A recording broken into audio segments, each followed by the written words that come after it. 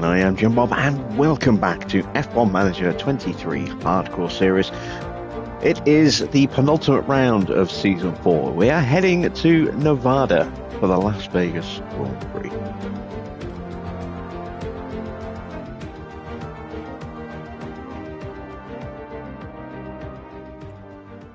And I believe this is our last best chance to secure that elusive second season win.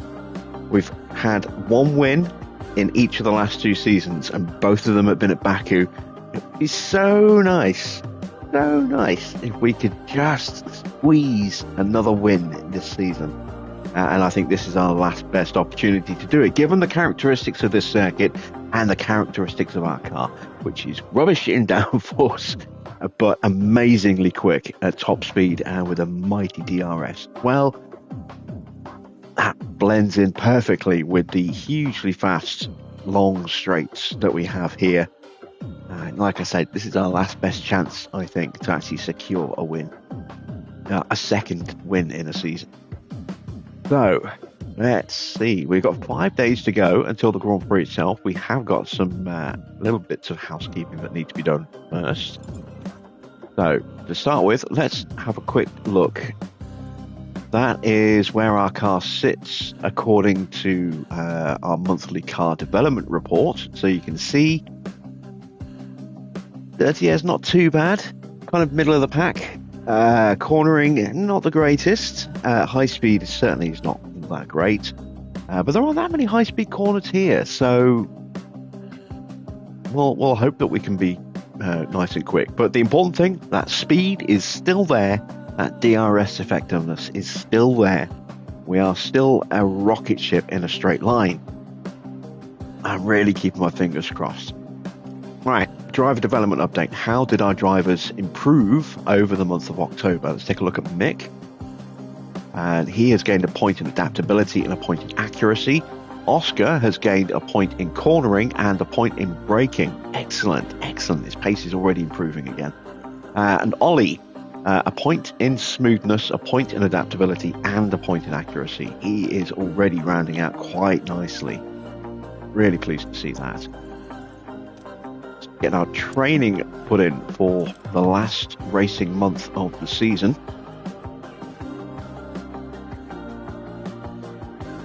So, we're going to do no training in the build-up to Vegas.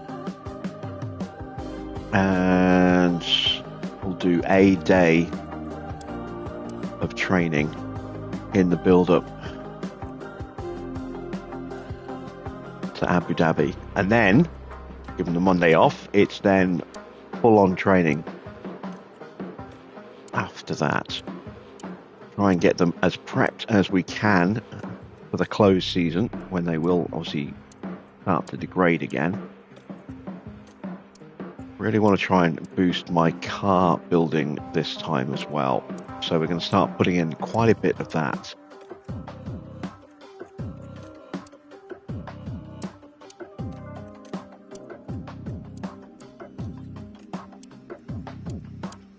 Normally we only put in, say, 1 or 2 per month, but we're going to be putting in 2 a week now, just to try and get that stat increased a bit more significantly, because we have really kind of neglected our car building over the last couple of years, and it's never really got much more than about 50-55% maximum before it's eased back again. So want to start to really build that up again. Our chances of mistakes are still really good, just over 9%. That's really good to see.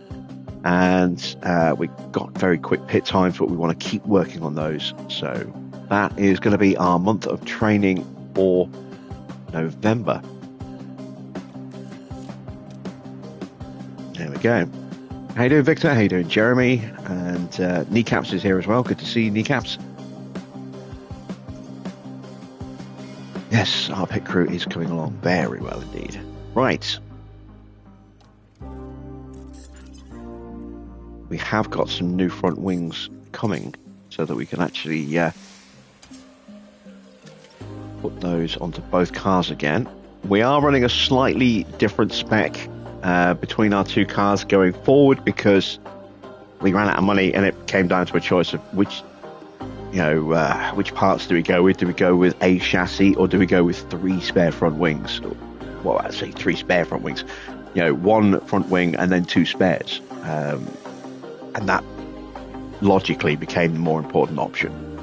Not just for the downforce that it would help keep in the car, but also the dirty air performance and a little bit of braking as well. So we will have 2 spare front wings in time for the last 2 Grand Prix, just in case we ding one. Hopefully we won't.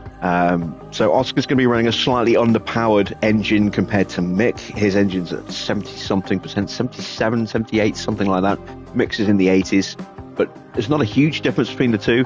But Oscar will be running a slightly older spec of chassis and a slightly older spec of suspension, because we just ran out of spare parts. And as I say, to make sure we could get that final research project done with all of the remaining hours from the new ATR, we had to make sure that went in, which eradicated any remaining money to replace the suspension and chassis. So they are rolled back to the previous spec for Oscar.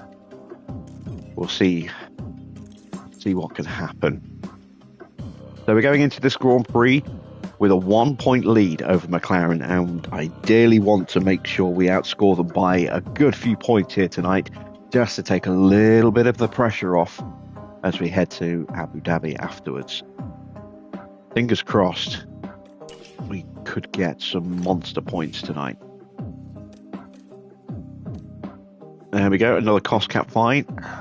We knew about that. That's the old engine for Oscar, and that will be coming out of the car once we hit the race. Our Tour Centre refurb is done. There are our spare front wings. Okay. Actually, was that our only spare front wing? Do we have another one?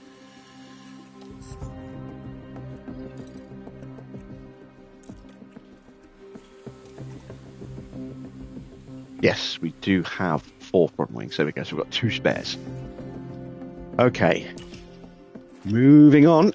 We have arrived at Vegas. Let's have a final check to see if our car is still that competitive. There you see, it is still the fastest and also with the best DRS. I want to see what the difference is. Look at that. We are over a kilometre an hour faster than the average. And we are, 8.5% better than the average DRS as well. Right, we're in a fight with McLaren, so let's do a straight comparison. We got 0.45 kilometers per hour over them in a straight line. That's quite nice. We've got a little bit of an acceleration bonus over them as well. And we've got just over 6% DRS effectiveness against them as well. Dirty air tolerance is about the same, maybe 0.5%. But they are much better than us in the corners, as you can see. Definitely got the edge on us there. Although, having said that, and this is why I think I've been I've been expecting us to do worse than we have been doing. It's because I've just been looking at the rankings. I've not really been paying attention to the numbers. Look at our ranking of 14th against their second, and look at the actual difference, and it is less than 0.05. That's a lot closer than I thought it would actually be. I just assumed that the gaps would be bigger. But that's why we've been able to perform better than I expected at Kota and LaSalle, and to a degree Suzuka and Marina Bay. Hell, even Brazil last night. I thought we were going to be absolutely mullered at Brazil last night, and we came away with 4th place. So, yeah. I really should pay a bit more of attention to those numbers. I've just been looking at the rankings. My own silly fault, being a little bit lazy, but that's why I've been so down on our chances, only for us to do really well. Let's see how we do tonight. Let's see. 2 cars in Q3 is the incentive. If we don't get 2 cars in Q3 tonight, I'm going to be heartbroken. Because with slipstream qualifying around this circuit, I'm hoping that we can get 2 in the top 8 at least. We're going to go both cars into Q2. We're going to go for the fastest lap. Finish position, I'm going to go very aggressive on this. I'm going to go 2 in the top 6. And then finish position, 2 in the top 12 for 2 races. Shouldn't be too much of an issue tonight, and hopefully at Abu Dhabi as well. Quali position, 2 in the top 14 for 3 races. We're 1 down, 2 to go. We should easily achieve that tonight and probably tomorrow as well. Right then, we are ready. Let's head to Las Vegas.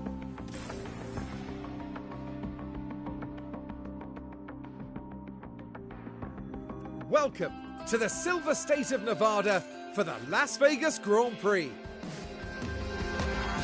Here we are in the entertainment capital of the world as Formula One prepares to take over the Las Vegas Strip. As night falls, the stars will be coming out, and we're in for a spectacular show both on and off the track. Formula One's highest speed street circuit promises incredible action up and down the Las Vegas Strip. Racing at night means track temperatures will be lower, so data from Free Practice 2 could be crucial to managing both qualifying and the Grand Prix. Red Bull have outscored their rivals to be at the top of the constructors' table right now. And with round 22 underway, there are only a handful of points left to claim in this season. What will happen this weekend? Only time will tell.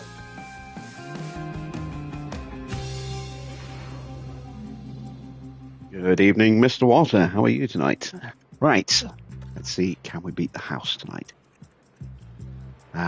We are going to put Ollie in the car. We'll give him a run. We'll keep that engine in. We'll switch the ERS.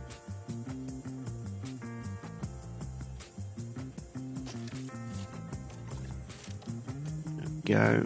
We'll keep that gearbox in. Yep. Right. Setup. Let's go with a 0 and 11, a 2.8, a 2.85, and a 0.15. There we go. We want to go with 16 laps of fuel for Vegas. And we want soft tyres on Ollie.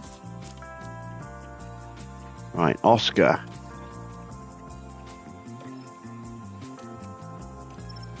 We will leave all of those parts in.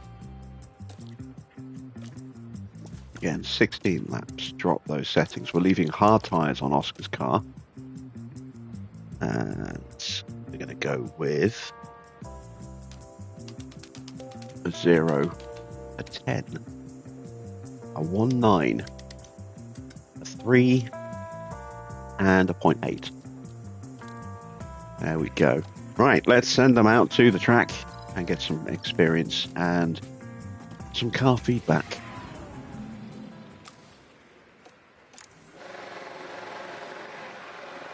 There is Ollie's red helmet that immediately changes colour the second it hits, natural light.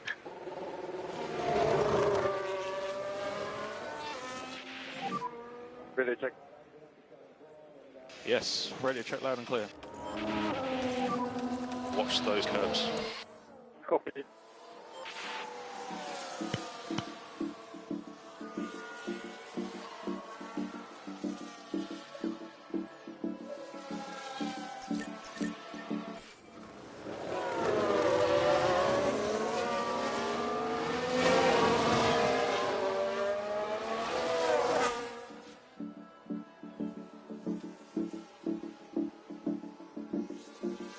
So we have a little bit more news about the ongoing saga at Red Bull regarding Horner. The female employee who made the accusations against Horner has now been suspended, which leads, there's no other details, at least none that I've seen, not according to BBC when I read the article a couple of hours ago. Leads me to believe that she might have been the one who leaked the emails or the WhatsApp messages, which, if that's true, leads a little bit of credence to them being true. being accurate. If she's the one who did it, who did leak them. Because I can't think why she would be suspended. You know, now, unless, you know, because, I mean, she made the allegations, and if the allegations turned out to be false, she would have been maybe suspended once the investigation had been concluded and gone through a disciplinary procedure for making false claims. But that didn't happen. Or at least we don't think it happened. Maybe the news of her being suspended has been held back and it's only been released today. But given that the emails then came out just the day after the verdict happened, there's going to be some scrambling, trying to figure out where they came from. Did she leak those messages? Does that mean that they are genuine? That would certainly lend credence to her being suspended for that. There needs to be more transparency from Red Bull about what's going on. They haven't named the independent lawyer who carried out the investigation. They haven't shared any real details of the investigation. They've kept everything hush hush. It's not good. It's not good.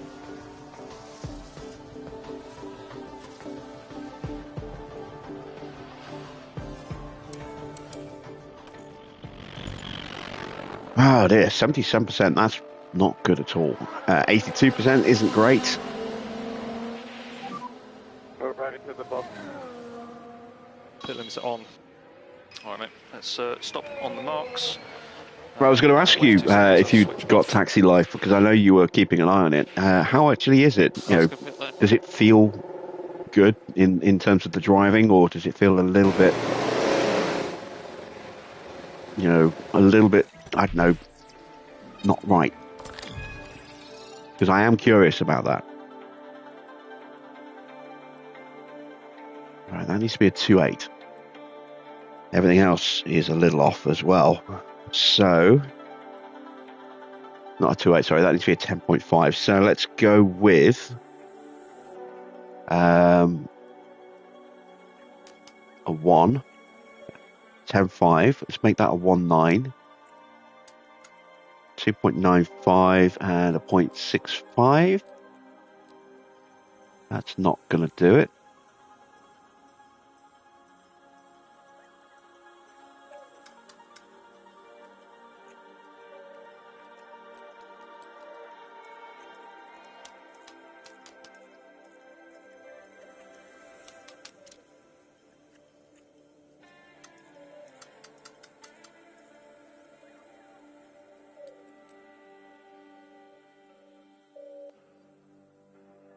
I'll try that. I do have that in the book, actually, as a setup, just having a look. So we'll go with that. And send it back out again. Yeah, it's not the open and transparent procedure that Ford were hoping for, that's for sure. Again, that's going to need to be a 10.5. Everything else here is looking a bit wonky as well. Let's try the same setup. How does that look? No, that's not going to do it. All right, let's dial it back a bit. Let's go with a 3 and a 0.4. That could do it. We'll give that a go.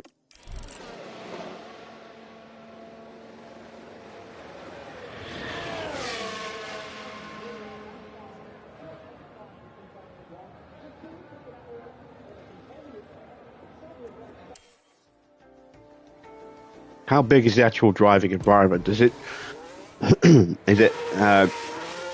expansive enough to feel like you're driving through a big area, or is it just, lots of beautiful scenery in the background, but you never get close to it and you're always just driving in very small little loops? Do you get long journeys in there at all? Because these smaller driving sim games, they always worry me that the map just isn't going to hold up. That it's an incredibly small area with very little to actually do in them, and not enough places to go and enough things to see.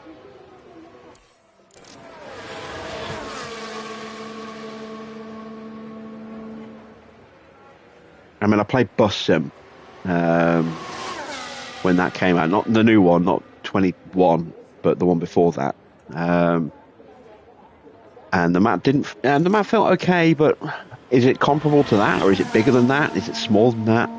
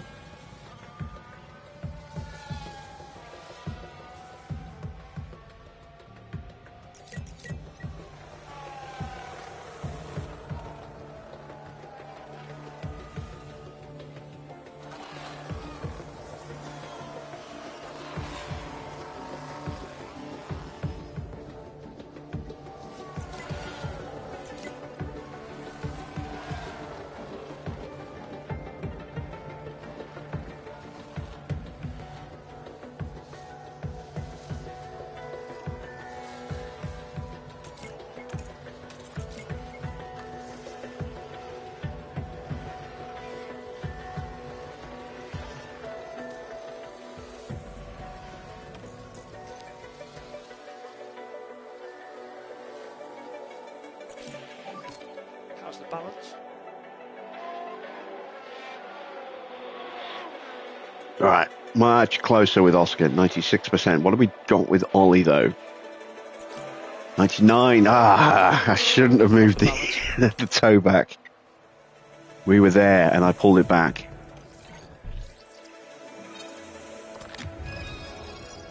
There we go. That should be it now.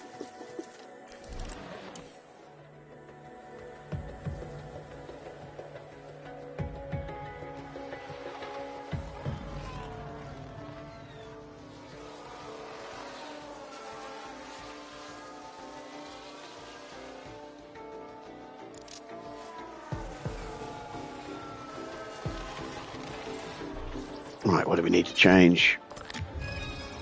Braking stability. Okay, so that is going to require a fair few clicks. I'm going to go this way, and I'm going to have to pull that back to compensate.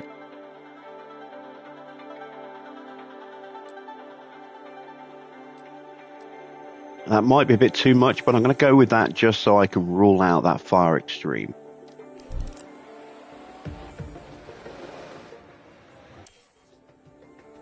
Try and narrow the window down a bit more.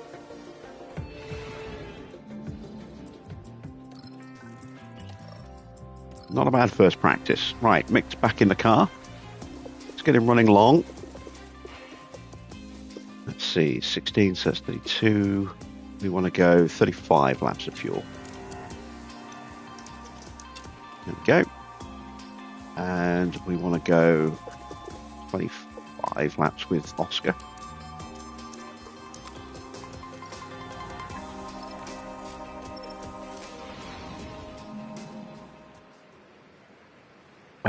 Yes, I will definitely check that out, Mr. Otter. Thank you.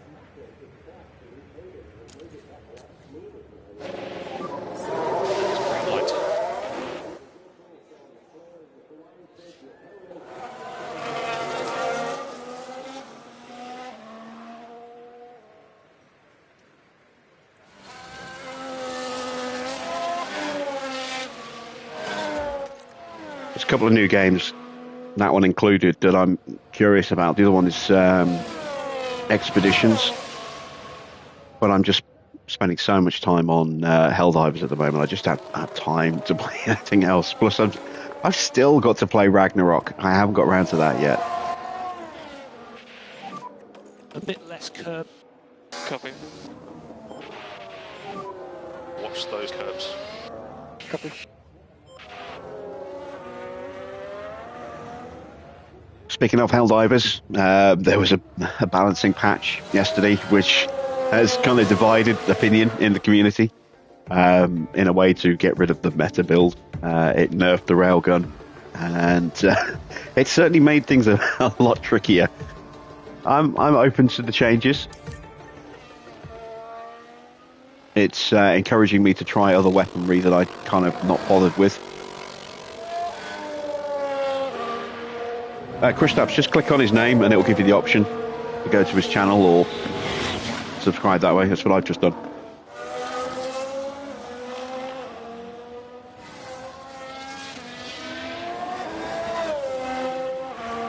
You can't post links in the chat, unfortunately, but as I say, anyone is curious, just click on his name or his profile image, and that will pull up a text box that allows you to go to his channel, and then you can subscribe that way.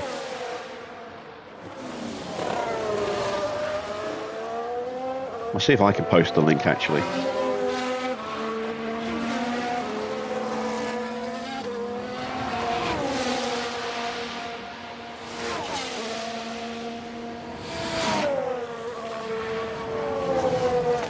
I don't know if it'll let me post links in my own chat. There we go.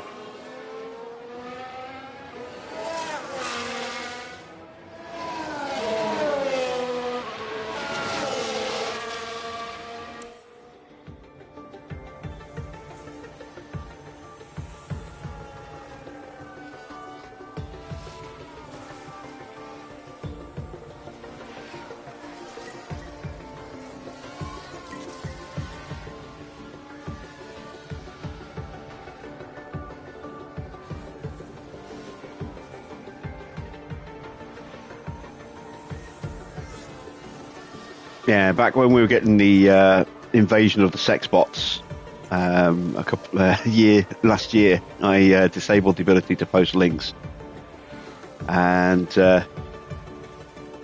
well, they've gone away now, which is good. But yeah, for a while we were just getting bombarded with sex bot links.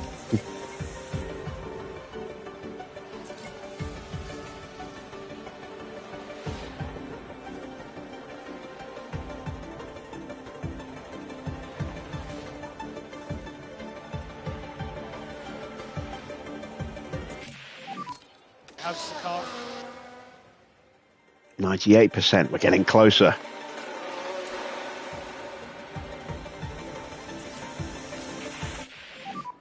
How was the balance that time? Trash was please. And there we go. That is nailed with Mick. So we are just 2 clicks of toe away from getting Oscar perfected, which is an easy thing to do. Leclerc and Zhou setting identical times.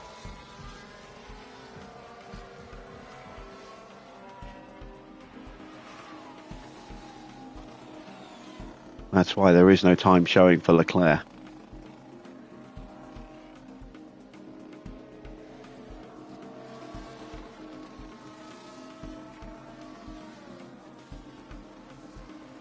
Stroll's definitely going to be quick tonight as well. Don't forget he's got that relatively brand new engine in his car. And Russell. And Yuki. Where's Norris? Oh, wow. Norris is not looking quick at the moment. Although that depends on his tyres. And also what tyres he set his best time on.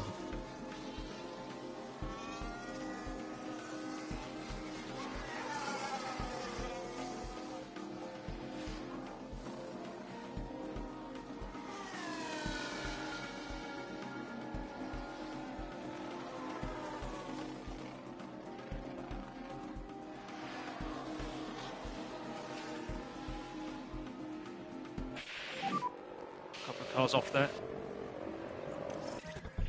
So just watch going through there.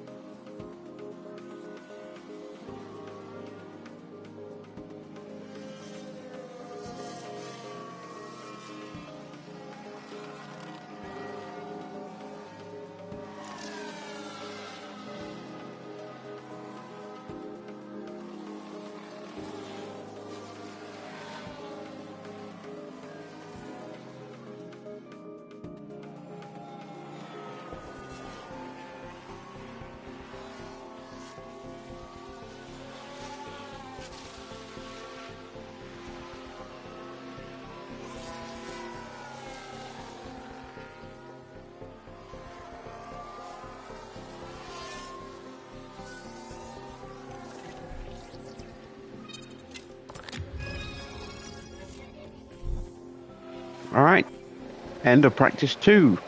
Just need some more running with Mick. And one final setup run for Oscar.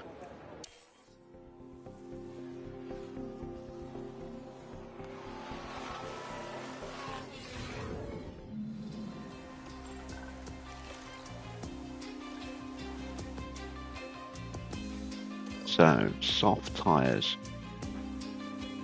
There we go.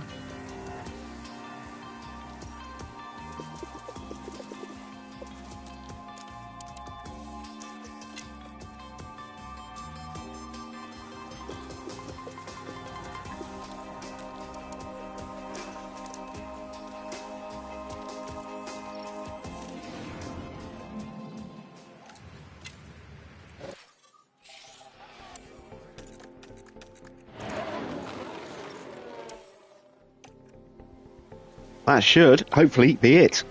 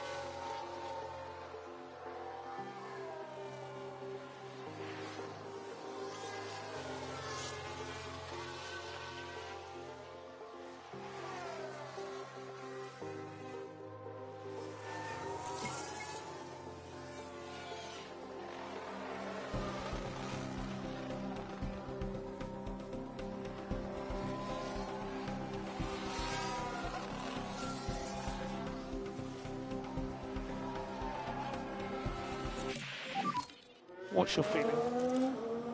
Bingo. There we go. Yeah, I'm feeling good about tonight's race. Been a little down on our chances over the past half a dozen races or so, but tonight I'm feeling confident.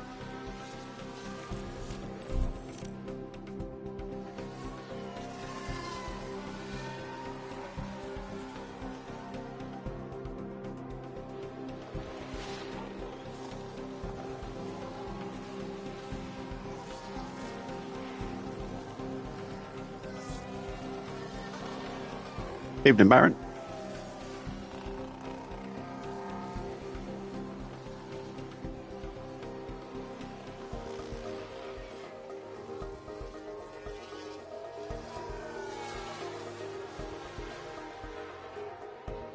Yeah, I hardly played SnowRunner either. I bought it at launch and I played it for about a week and then I just never played it again.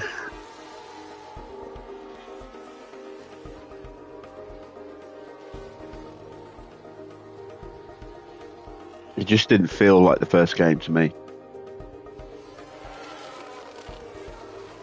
And I really enjoyed the first one. I never quite found the same love for SnowRunner.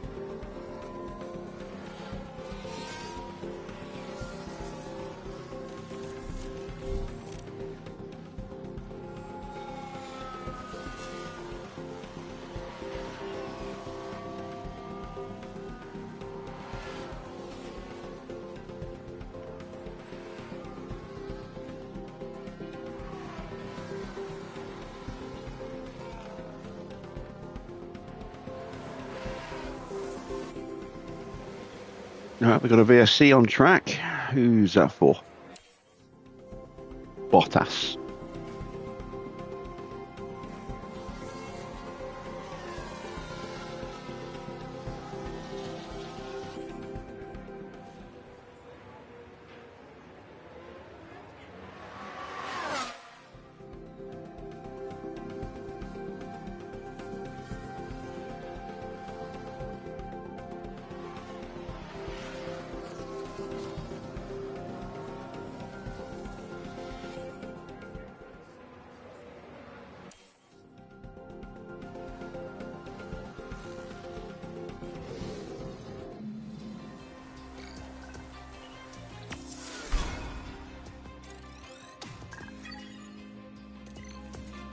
Time for quali.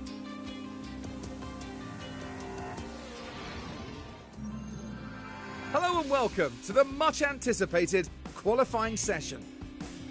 Qualifying is when F1's most glamorous street circuit really comes into its own, with cars on full throttle down a huge section of the Las Vegas Strip. Getting tyres into the optimal temperature range will be crucial to setting a good time here. Now there's been a bit of talk lately about Oscar Piastri. Karun, how's he been doing? They weren't as quick as I expected them to be in practice. They'll want to land better lap times than that today to earn a solid position on the starting grid. So get yourselves comfortable. It's going to be quite the ride.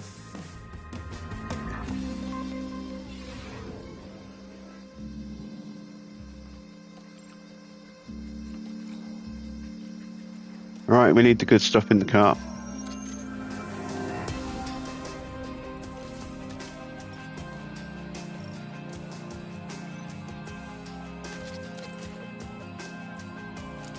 There we go. And we'll go with just the one flying lap.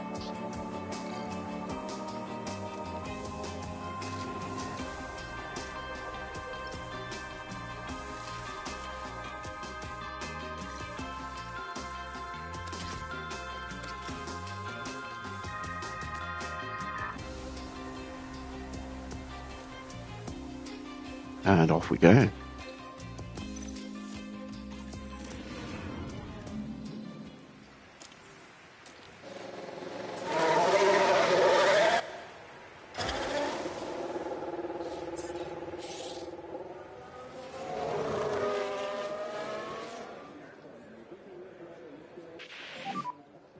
let's concentrate on those tyres and brakes. Copy. So focus on your tyres and brakes. Copy. Please, no traffic on this run.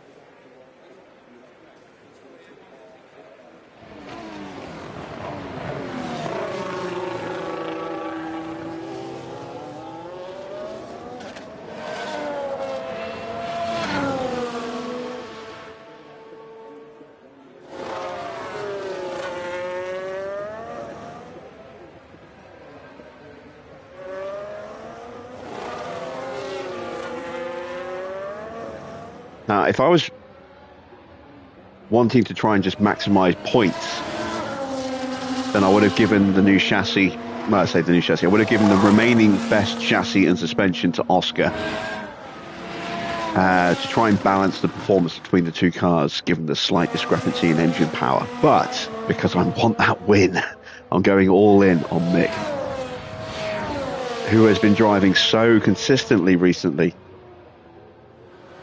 2 podiums and a 4th place in his last 3 races.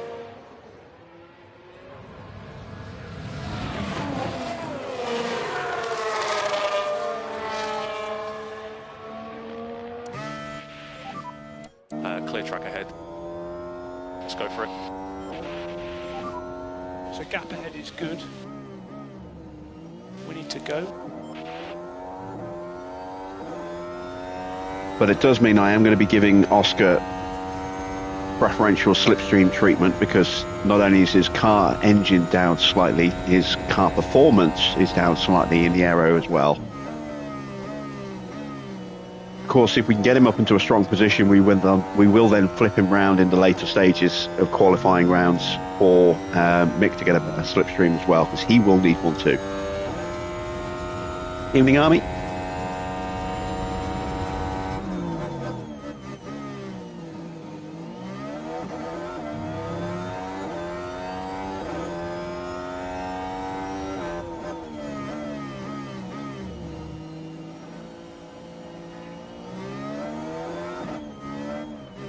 Let's just hope that Russell doesn't get in the way.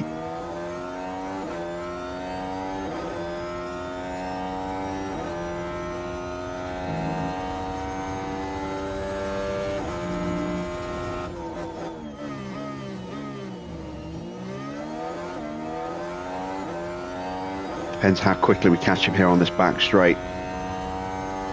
It's going to be iffy.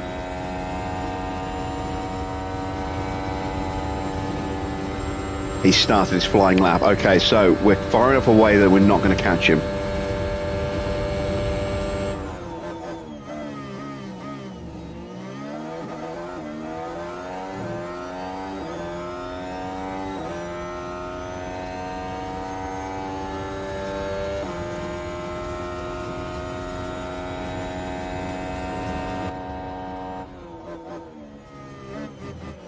And there's the power of the slipstream around this circuit. Normally, let procedures please will be coming in. 7.5 tenths difference. Copy. Delta, stay there. Copy.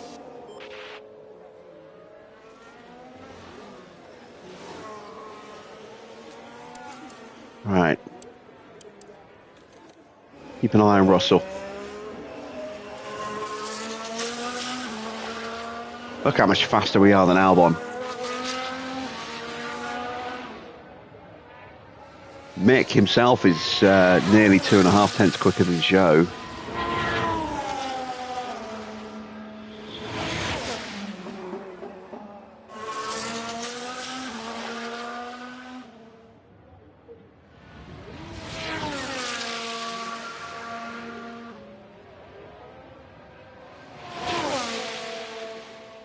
I'm hopeful that we can just stay in the garage and not have to run again. Save the tyres.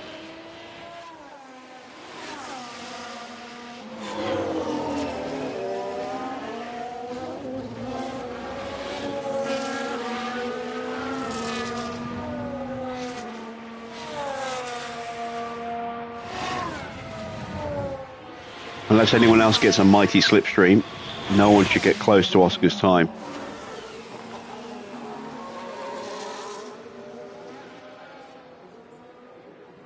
And there you see Mick over 6 tenths faster than George there. This is where our top speed and DRS is really going to come into effect on this circuit.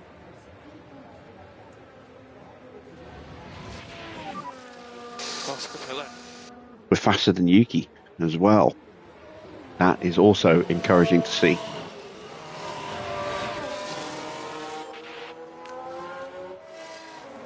Right, there's Joe on his in lap.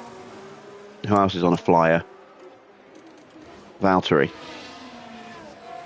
Just starting. Ocon. Is this starting or finishing? Starting. Okay, anyone else? Oh, everyone in the bottom.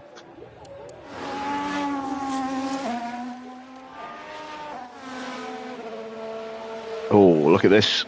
Look at this from Porsche. He's got the slipstream. And that's on the back of Gasly. He's getting held up. He's got more pace.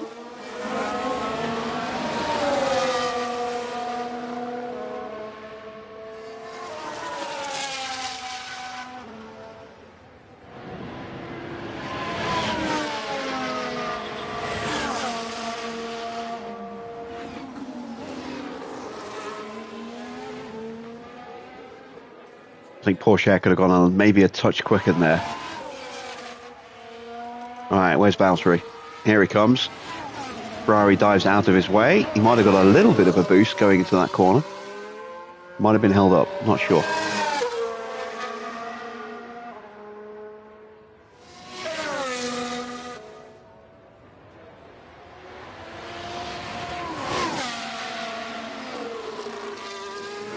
And Valtteri goes P7.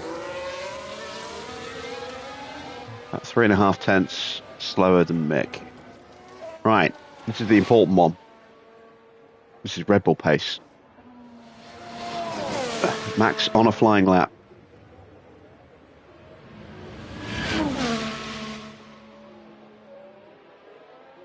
Have we got enough pace to be quicker than the Bulls? Ignore Oscar's time, we're looking at Mick's time.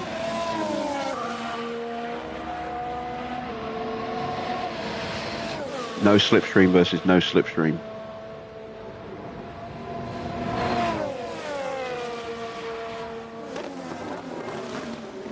And we are quicker. Not by much, but enough.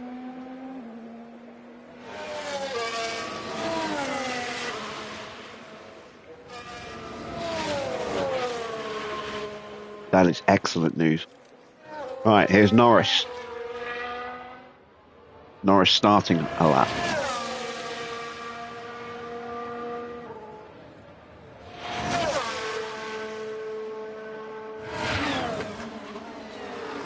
Yes, he is. Don't even know if Norris is still running old parts. Let's have a look. Got some penalty. Oh, of course, Oscar's got the penalty. I forgot about the penalty. Norris is running a new engine tonight, so Norris is going to be very fast as well.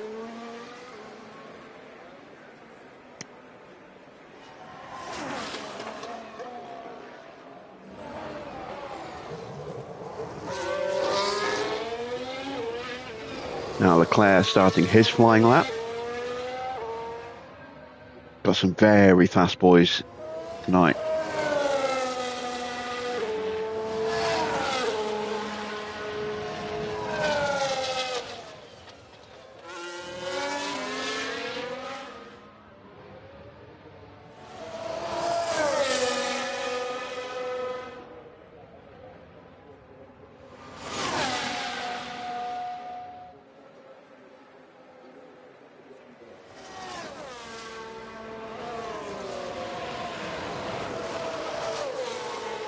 Red Bull of Max gets out of the way. Alpine just in front. No, so Williams just in front. Is that Magnussen starting flying lap? I think it is.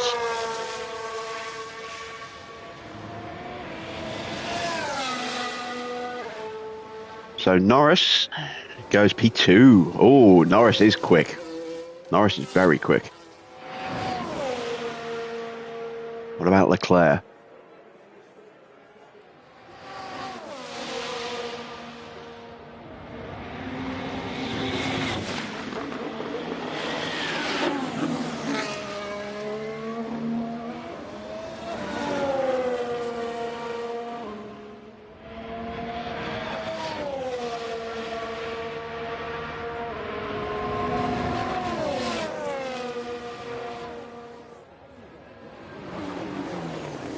Only 8th. All right. Let's speed things up. We're staying in the garage. We should be safe with both cars.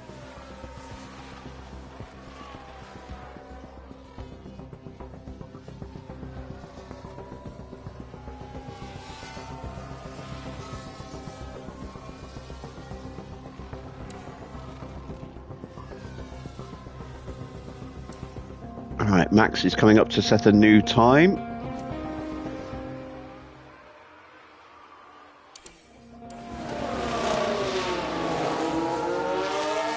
And he goes 6th.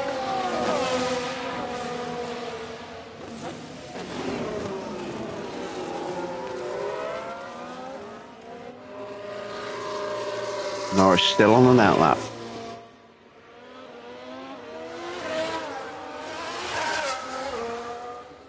Tsunoda's still on an outlap. Russell is out. Wow. Did not expect that at all.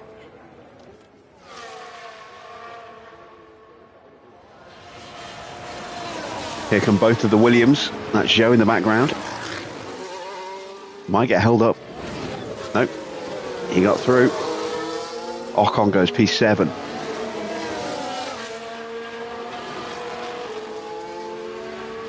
Magnussen comes up to the line.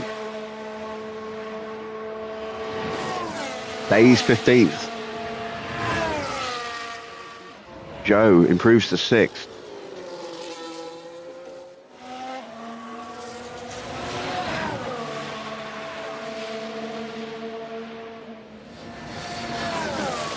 Norris has not improved.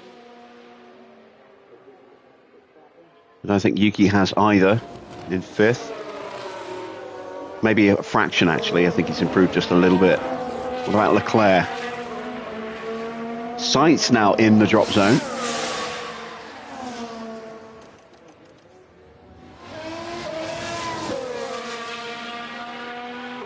This to knock out Magnussen. Leclerc improves to 3rd. Magnussen's out. Can he knock out Perez now? Can Sainz knock out Perez? No, he can't. You finished in P4.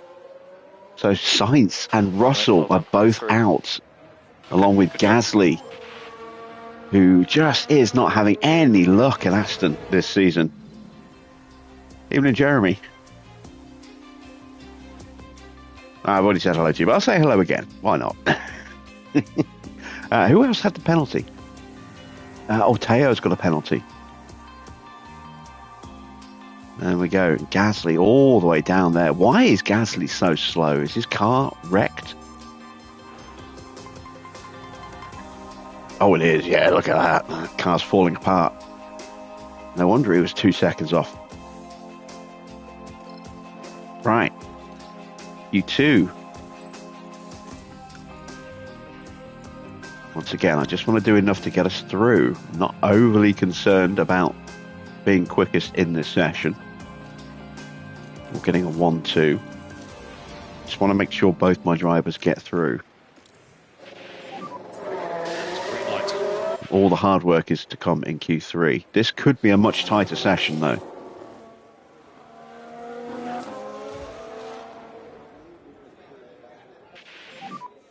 Let's go around and set some lap times.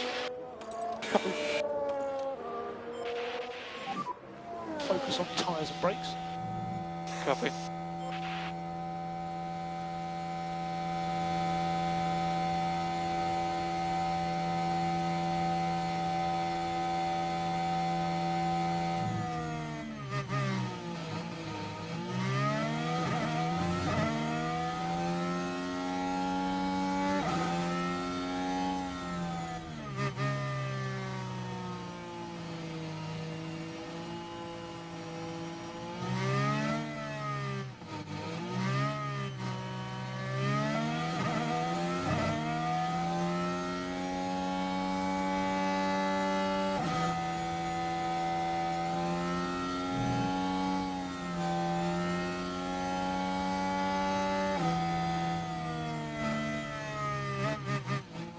Max is out early, leaving the garage now.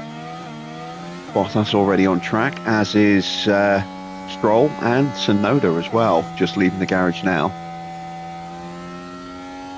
Stroll's going to be quick. Tsunoda's going to be quick. Norris is going to be very quick tonight. Leclerc's probably going to be pretty quick. Max is always going to be a threat. So we've definitely got competition tonight. Norris coming out now, or is that no? It's Tsunoda coming out now, isn't it? We recharge off before the last corner. You're clear. Go one last moment and push when you're ready.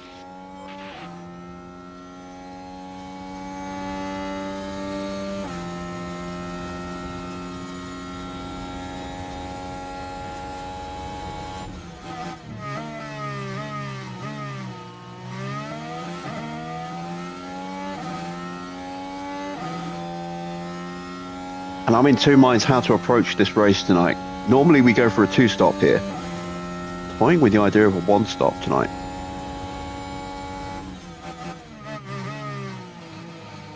Toying with the idea of looking after the tyres and just trying to be quick. And eliminate that extra stop.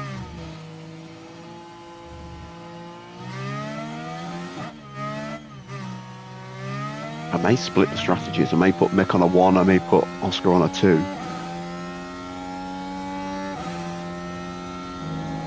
Really not sure what to do yet.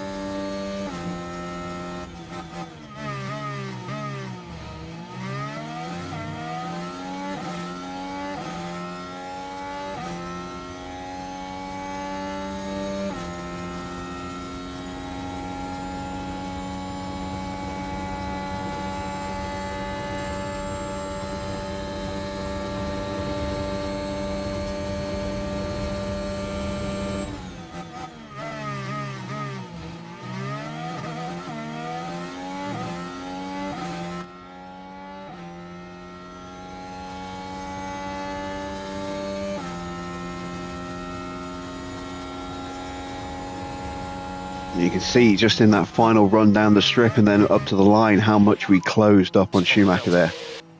Let's finish this lap and then we'll box, please. Finish this lap and then box. Copy. Front switch delta, stay negative. Cool as much as you can. Yeah.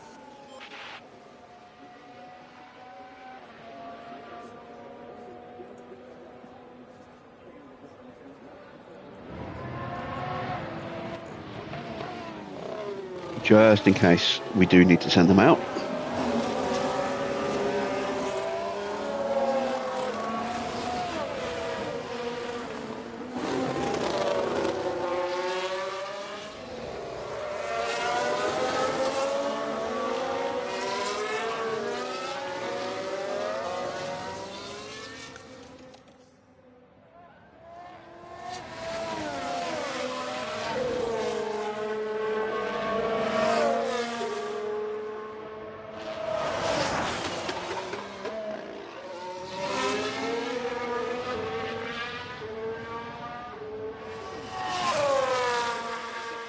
So, just quicker than Max. Again, that means we should be quick enough to stay in the garage, but it's not a guarantee. Sonoda got a little bit of a slipstream, I think, towards the end of the lap. Pops up into second. Norris is going to be quick. He's going to be quicker than Mick, I think.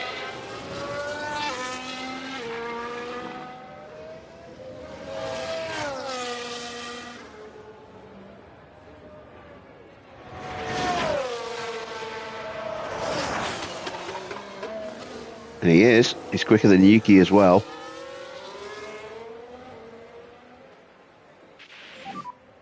That's a bit left. Now Leclerc starting his flying lap.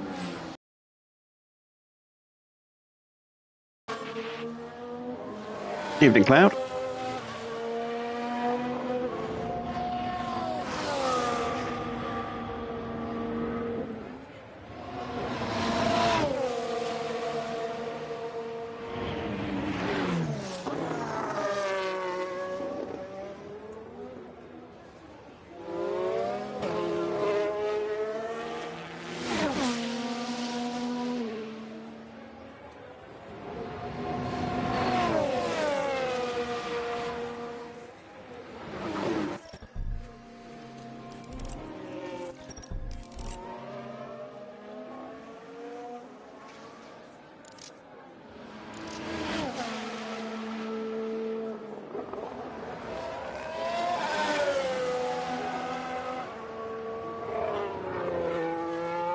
I'd like to think we're safe, but I'm going to send them out again just to be on the safe side.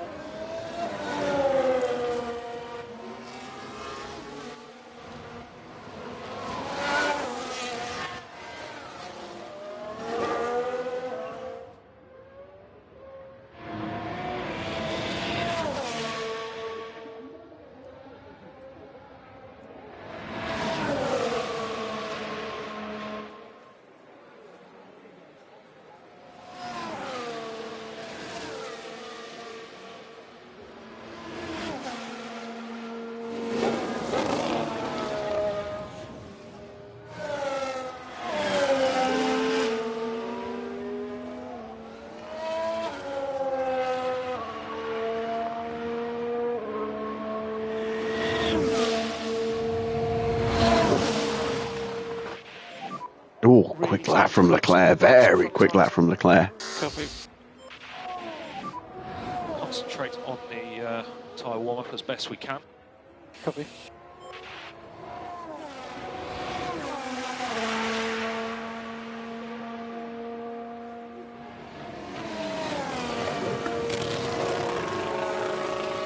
What season, what difficulty, Cloud?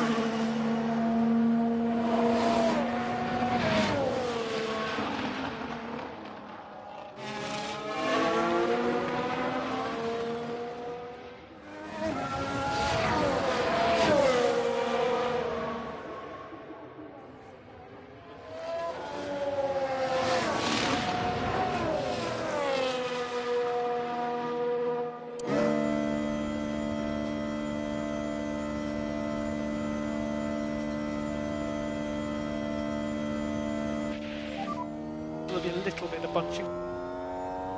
You can go, go, go.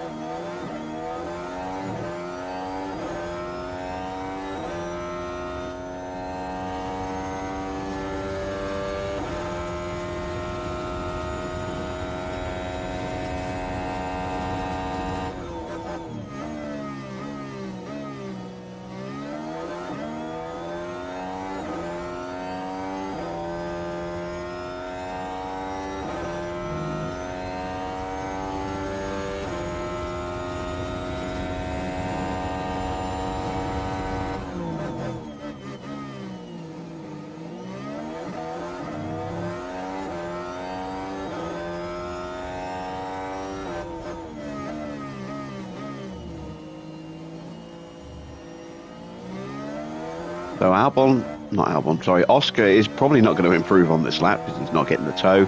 Mick is going to improve, but he might not improve as much, or he might not be as quick as Oscar was because he is a little bit closer, so he's got less room to close.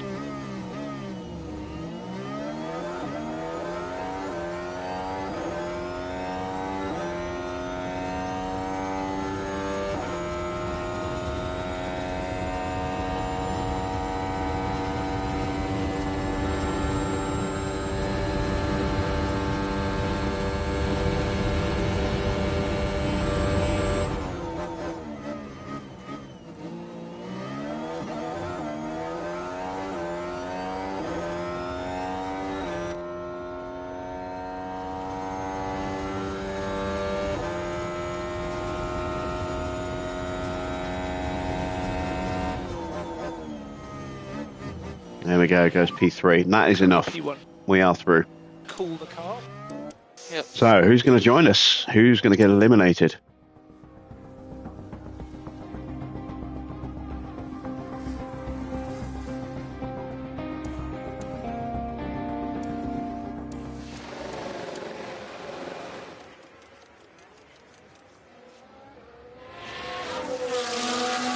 This is Perez with Zhou right behind him.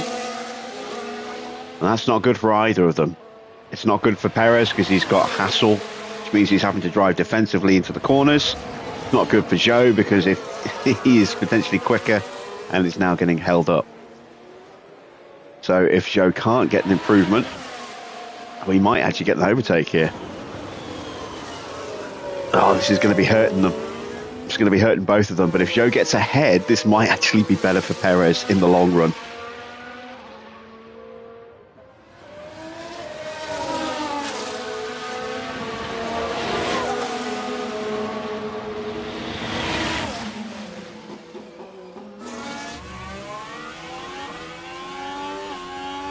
See if they try and overtake each other again.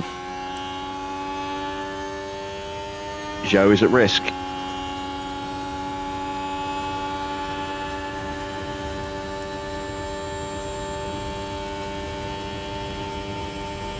Both drivers are improving. Perez not in the first sector, but Zhou did. Zhou's now in the drop zone.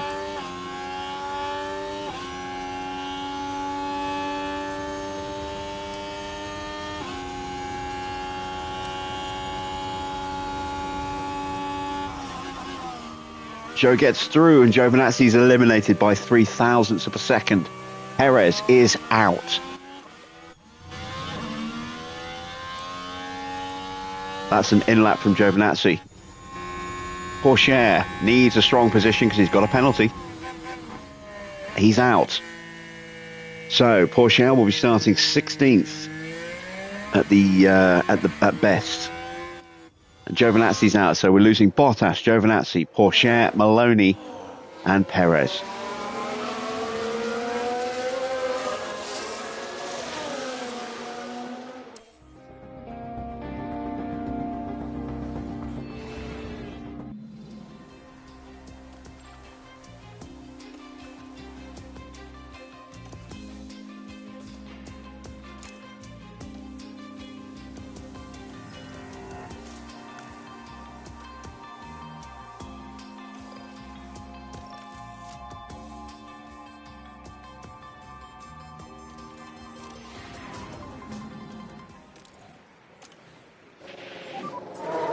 Yes, possible win today. Keeping my fingers crossed. Armin's done his first race with Mercedes. How'd you do? Okay, let's concentrate on that warm-up. Copy. Focus on the tyres more. Yeah.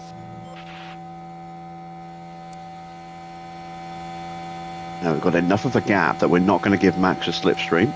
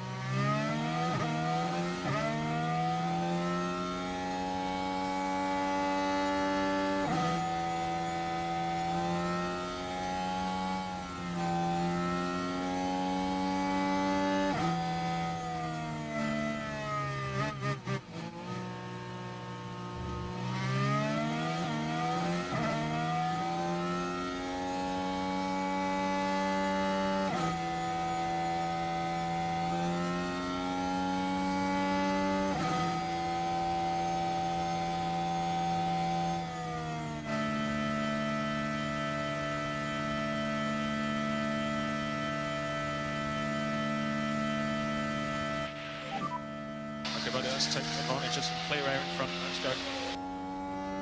We're good to push next lap. So track is clear.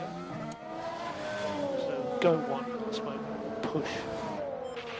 Alright, so these first laps here are just to improve the baseline confidence. We'll be doing 2 laps on a brand new set of tyres, and we're going to try and switch our drivers' positions if we've got enough time for a second run.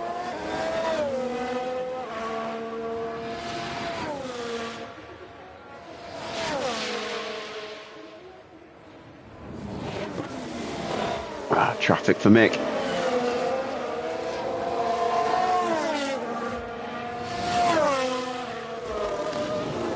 Not sure if Oscar's close enough to get a slipstream here, actually.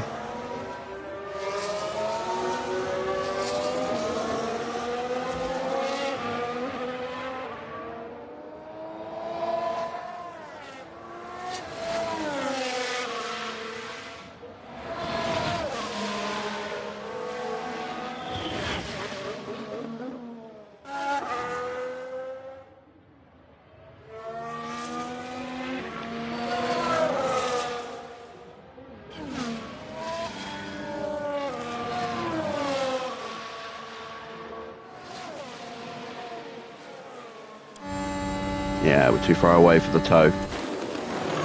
But it doesn't really matter too much. It's not this lap that's the important lap. It's the next lap and the lap after that are the important ones.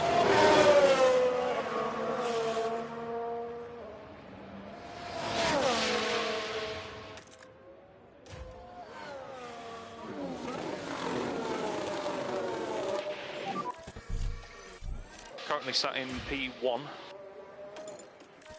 To get them back to the pits a little bit quicker. Pull down a box, please. Copy.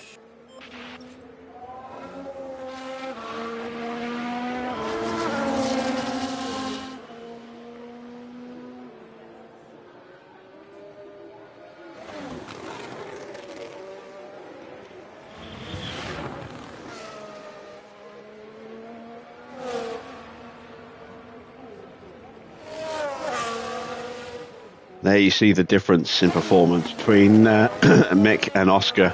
Although I think Oscar might possibly have been held up on this section.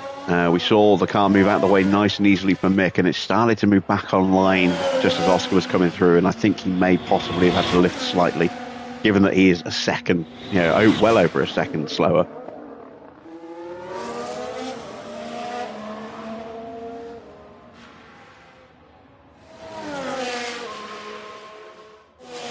Evening, Juice. Sorry to hear that. Losing a dog is never nice. lost a couple, of my own over the years.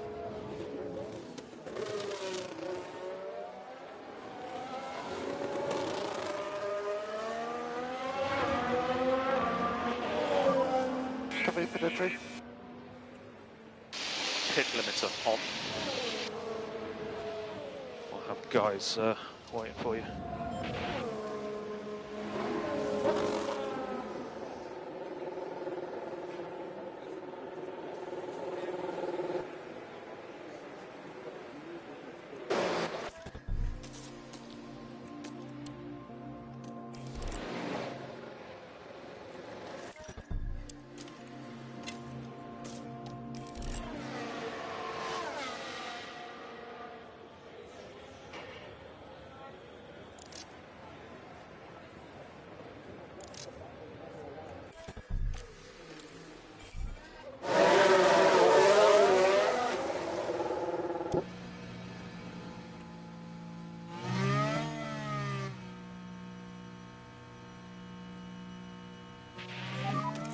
It's all about your outlap now. Copy.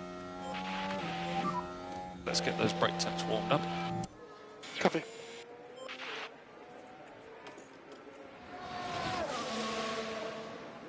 All right, then, here we go. This is the crunch.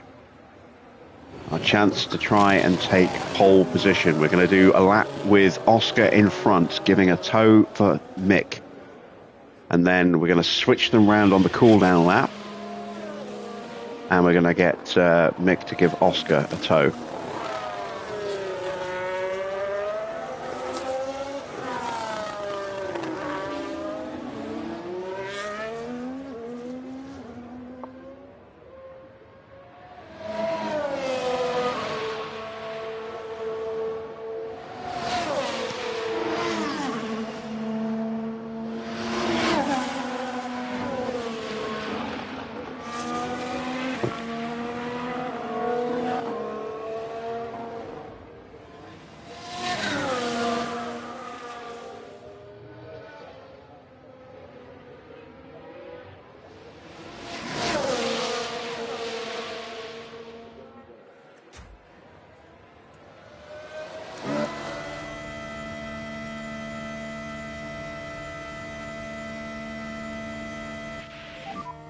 Nice big gap ahead.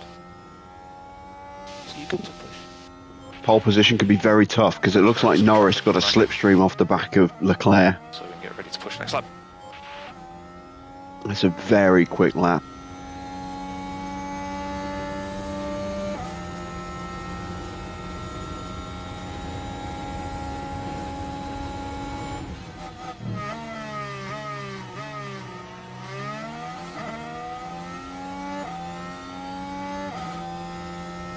We will do what we can.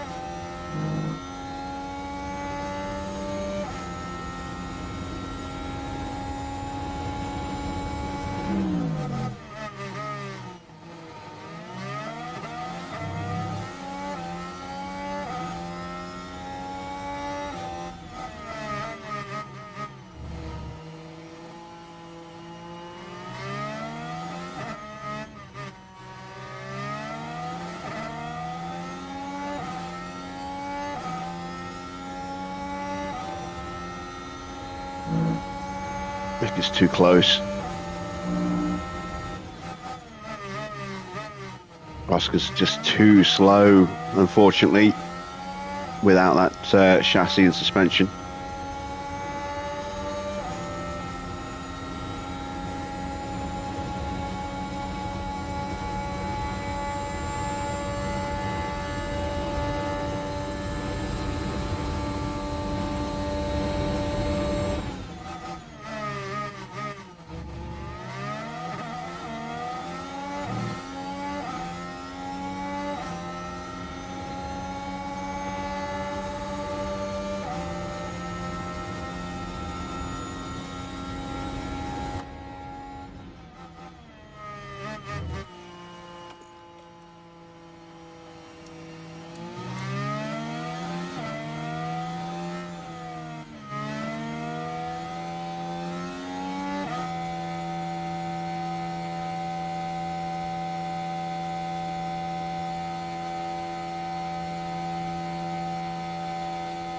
You know what? We are going to leave them in this running order, I think. Might be a risk.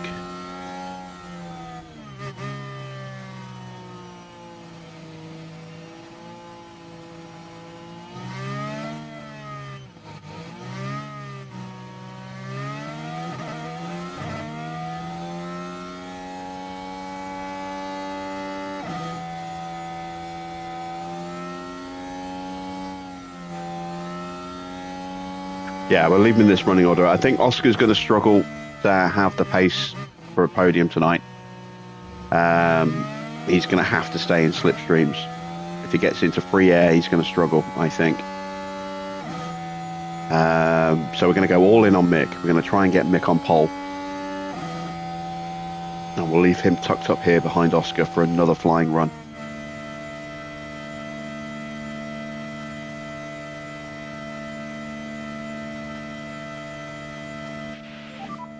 Gap ahead is good. You can go. And track clear, track clear. All right, mate, let's go.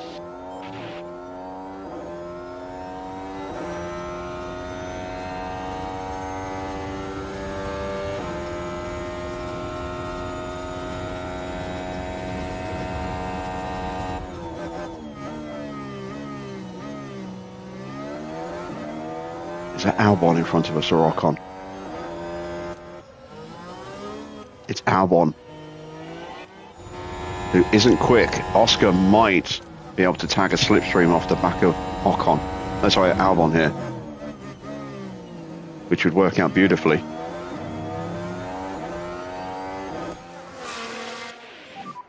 This is the checkered flag.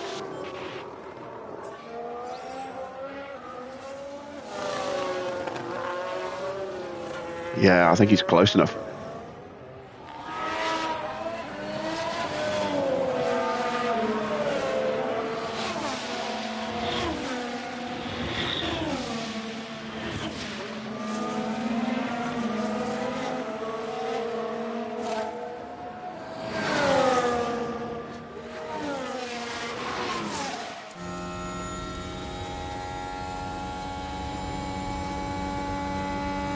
It's a distant tow, but we might just be getting a slipstream.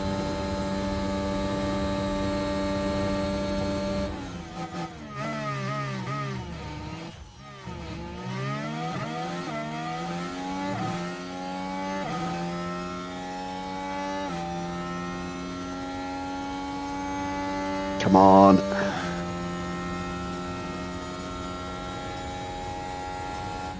Oscar improves to 5th, Mick improves to 3rd. Now we missed the front row. Joe got a mighty slipstream. There he is, tucked up behind Stroll. No wonder he got such a nice slipstream. We were very close to Norris in the end, but just couldn't quite do it. Where are we in the championship? We are still P2 by 1 point in the championship. And we have got more pace than Sonoda. So, if we can get ahead and stay ahead of Norris, that puts us in good shape. Given that Oscar needs to probably stay in the train, I'm going to put him on the one stop. Don't know what to do with Mick. Oh, he's got that penalty as well. Yeah. What about the penalty? So Oscar's going to start P8. All right. The teams are making their final preparations down in the pit lane, ahead of today's race. Las Vegas is a super fast street circuit, and the long straight along the dazzling strip could be a tempting and yet challenging place to try and overtake. There are a few clouds here tonight, but the sky remains mostly clear. Will it stay this way, or will the weather throw a spanner in the works? Well, we'll find out who's shining as bright as the lights of Sin City now. It's the Las Vegas Grand Prix.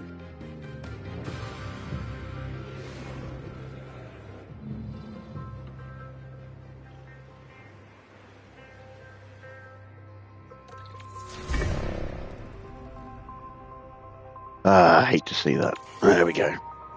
Right.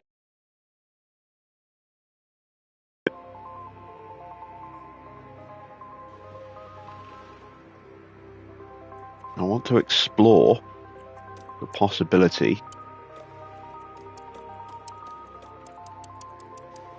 of that.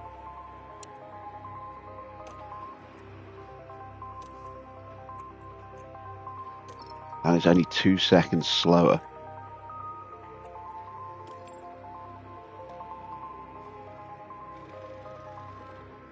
That's only 1 second quicker.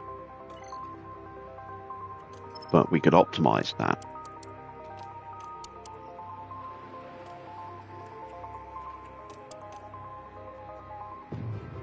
Not by much.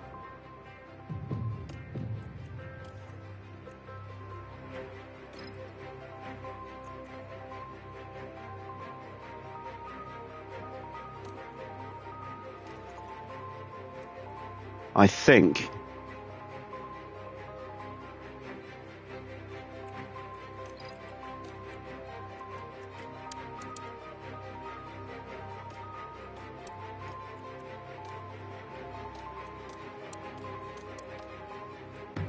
we'll try that.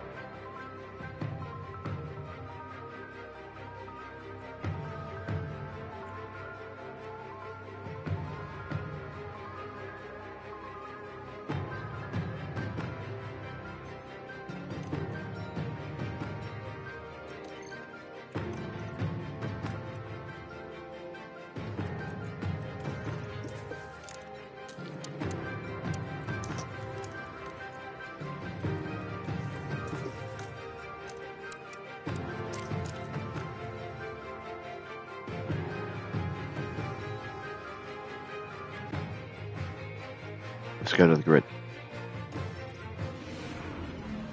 The city of Las Vegas is abuzz with excitement as our race draws ever closer. If Pierre Gasly's feeling the pressure, he's certainly not showing it. No one wants to start in P20, but that's the challenge they face today. Let's see what they've got. And it'll be exciting to see just what will happen here today.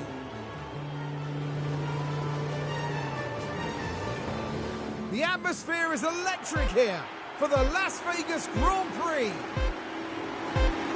And it's lights out, and away we go.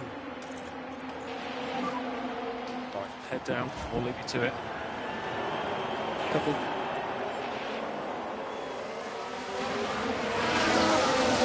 So Norris jumped Joe. We've jumped Ocon. Albon has been jumped himself. Sorry, Oscar's been jumped. He's gone down to 9th.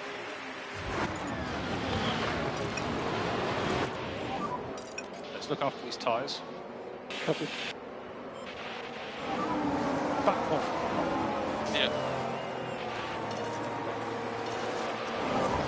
Back off now. Copy.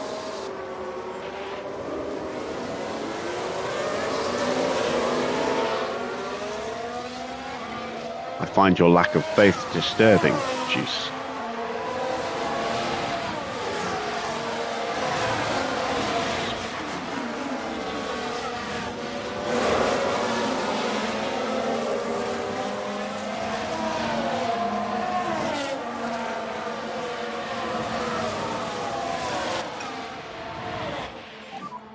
Come on. Copy.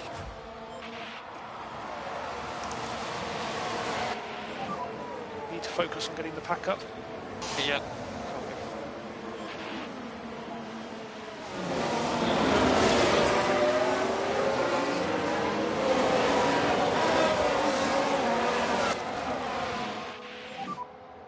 Recharge on, please.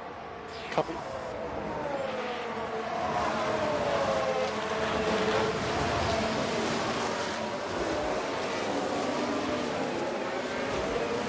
Albon dives up the inside. We'll get him back. Not worried about that yet. Let's stay focused, stuff could happen at the end.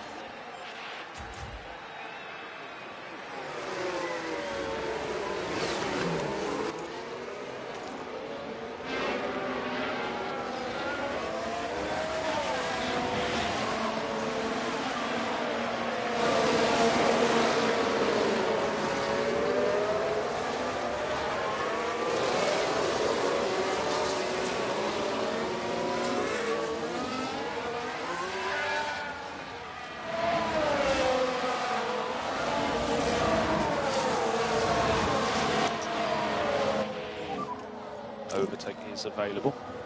Yeah, copy. Energy if you need it. Copy.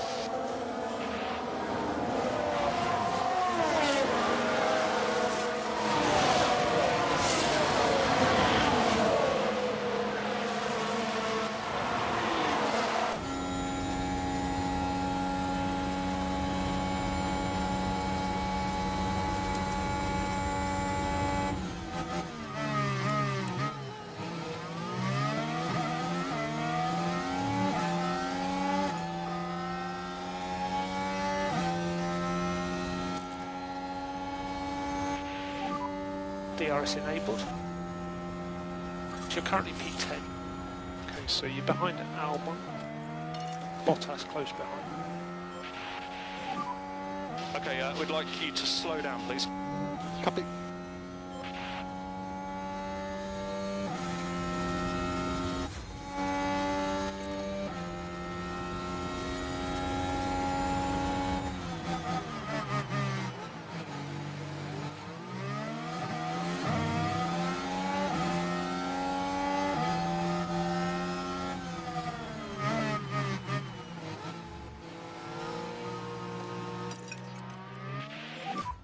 Let's push, come on. Understood. We are losing so much time through that bit towards the end of the first sector there.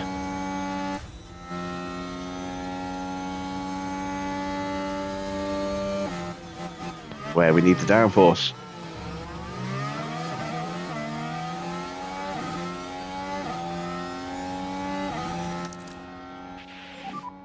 Let's go recharge on. Yeah, copy.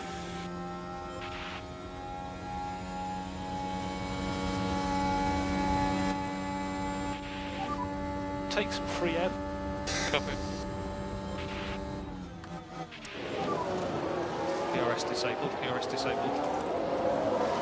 Copy.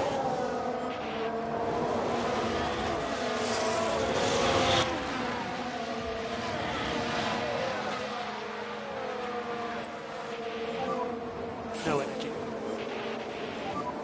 Focus on bringing the pack back up. Recharge on. Copy.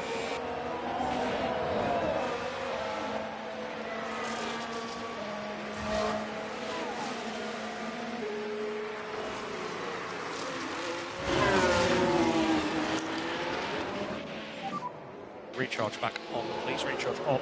Last thing I need is for Norris and Joe to start swapping places.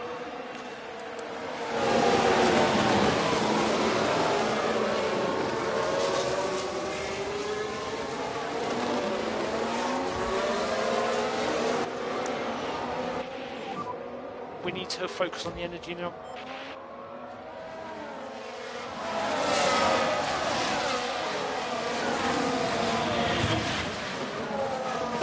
Looks like I just missed the DRS again.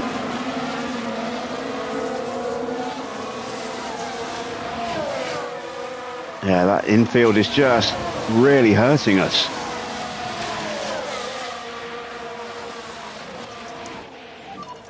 Recharge on. Copy.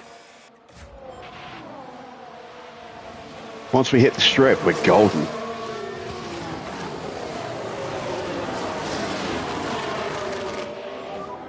Just keep going.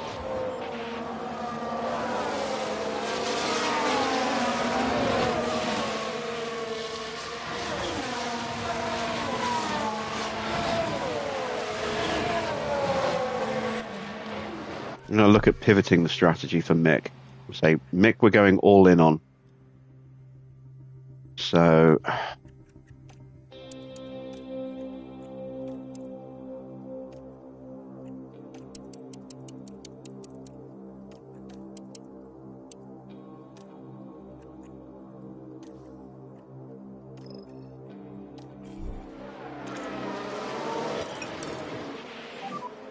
Keep your pace up. Copy.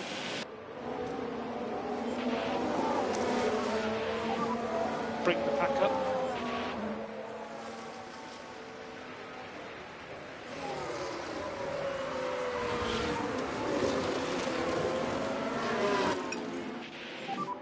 Pick up the pace.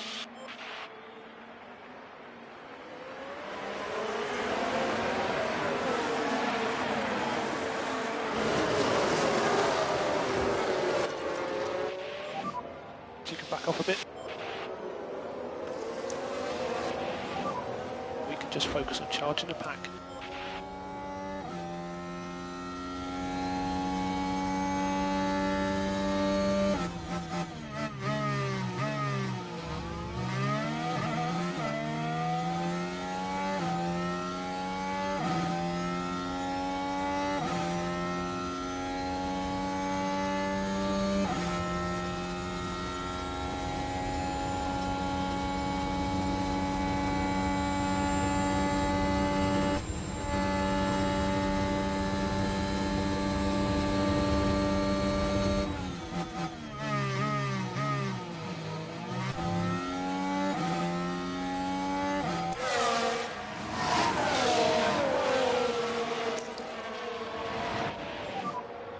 Okay, recharge on. Copy.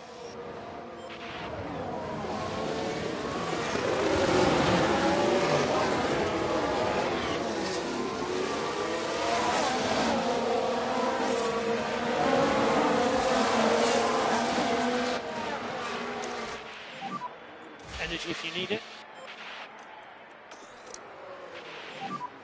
Let's go recharge on, please, recharge on.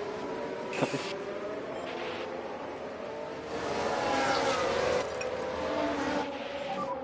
Just think about looking after this tyre where we need to. Yeah, copy.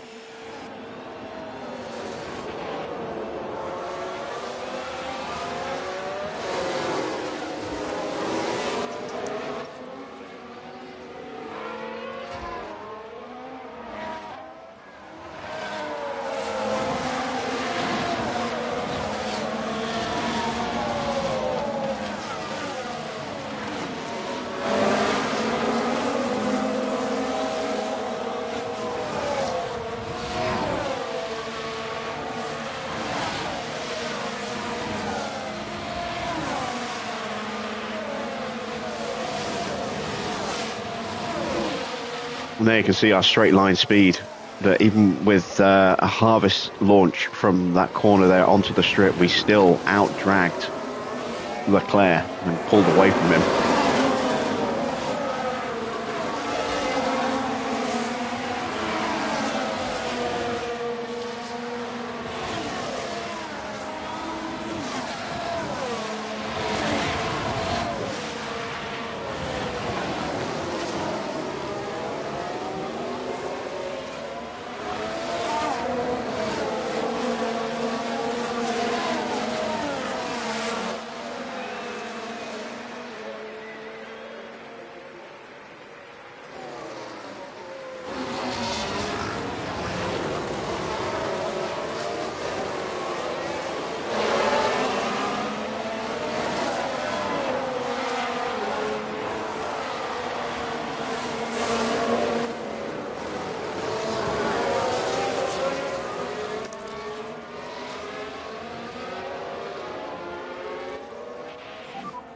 Okay, energy's good.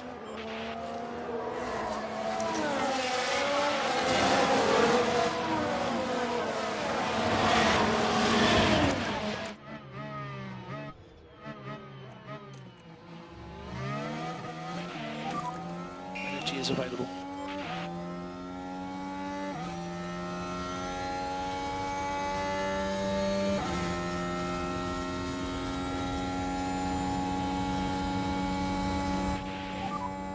Lovely stuff.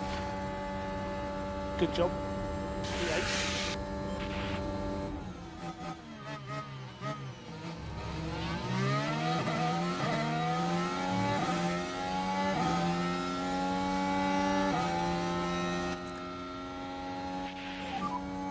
Work on your PU cooling.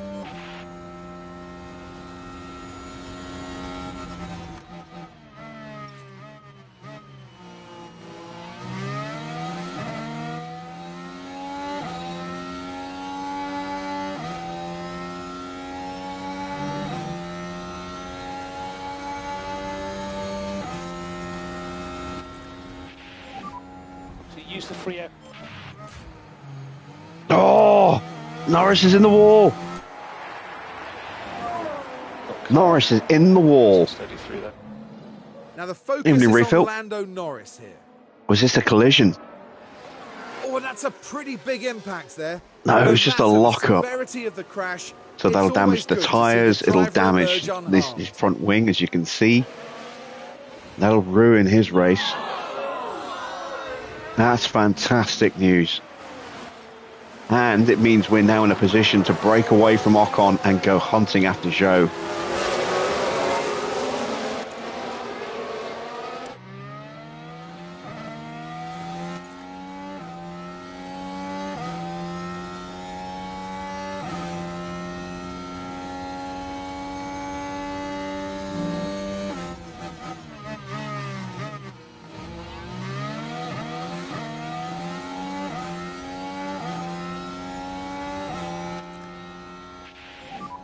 Big PU cooler. We're good to push on the tyres. That's not good enough, Oscar.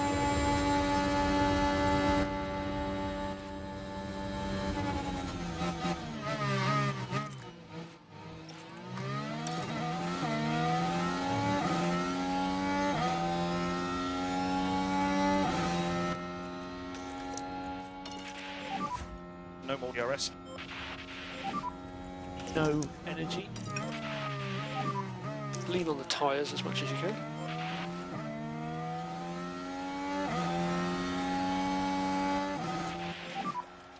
Alright mate, recharge on.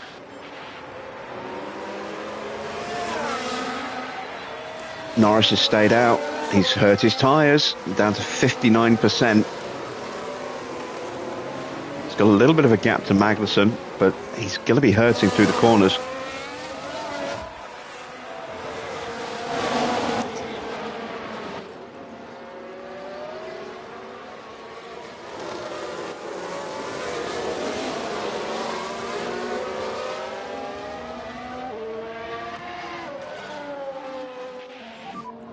Okay, mate, let's try and protect the And now I might pivot back to the original strategy, now that Norris is out of contention.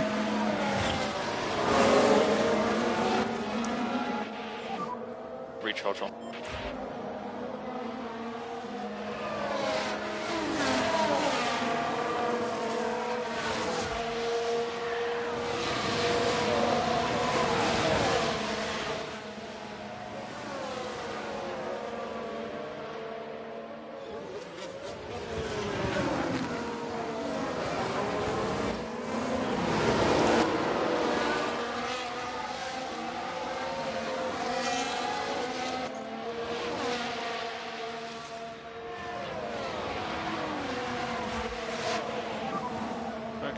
Norris is losing ground. He's got Magnussen all over the back of him now. He's now 5 seconds off the back of Valtteri.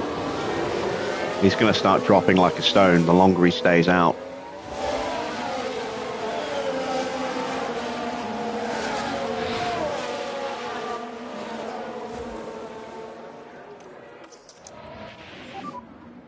recharge on, please recharge on.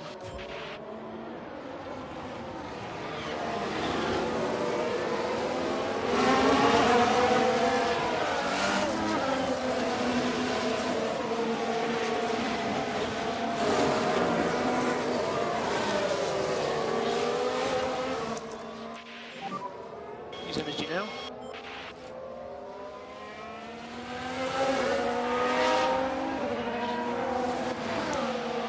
We'll get that place back. Focus on bringing the pack back up. Copy. Okay, recharge on.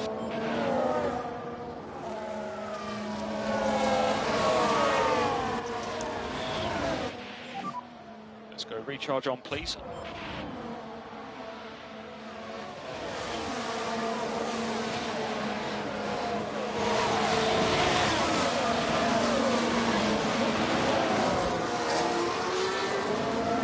Condensing the field back up a little bit.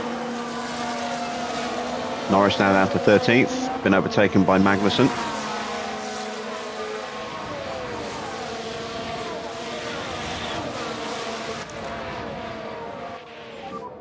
Okay, recharge on.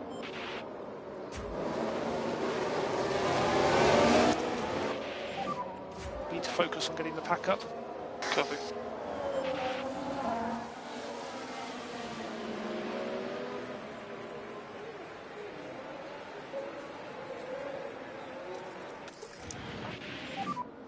see if we can focus on recharge, please. We'll give up the position to Joe. Continue recharging. Come on. Continue repairing that tyre wear.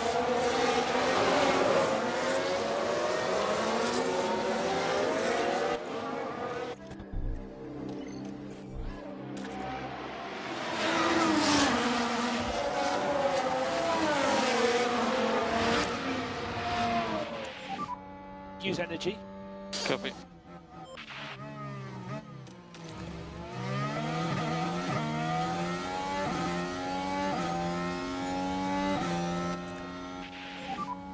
Yeah, use the free air. Yep.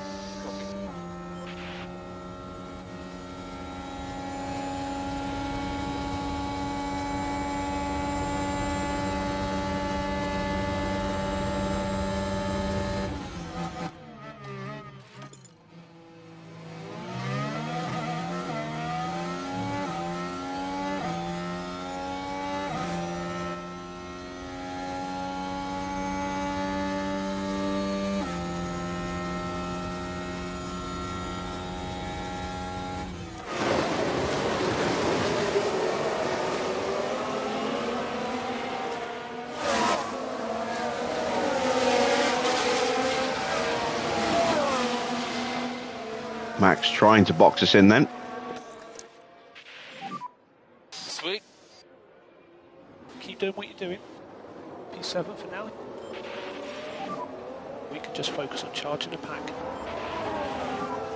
Back off now.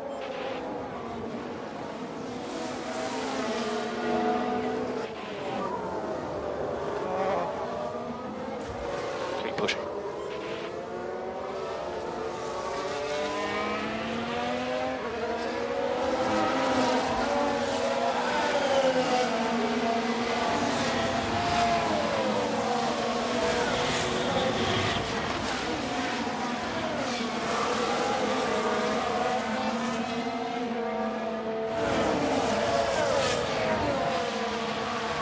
Norris is keeping pace with Magnussen. Magnussen not able to break away, but Magnussen's not amazingly quick. He is still falling further behind Bottas.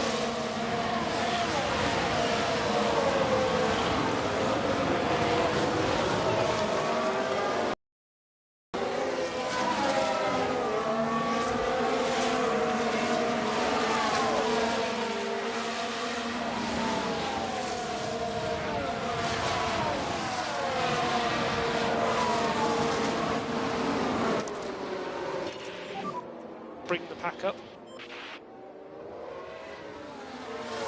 Ah, Max got me.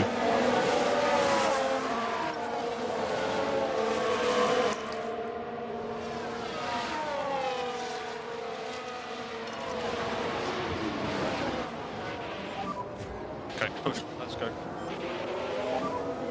Okay, recharge on.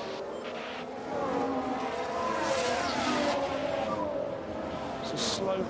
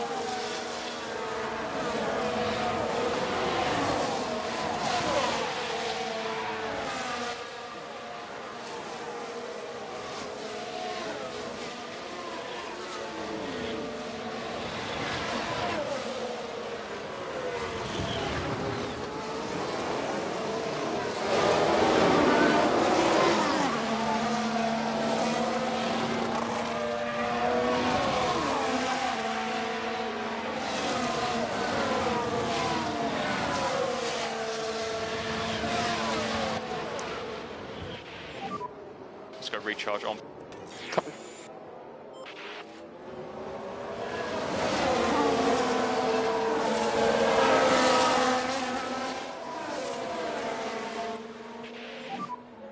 Okay, mate, let's keep looking after these tyres.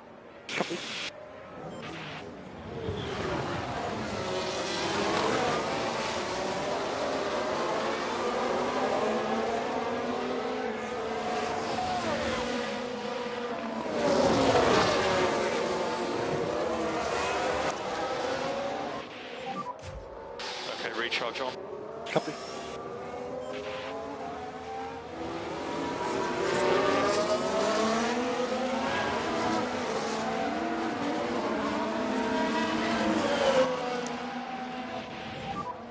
We need to focus on the energy now.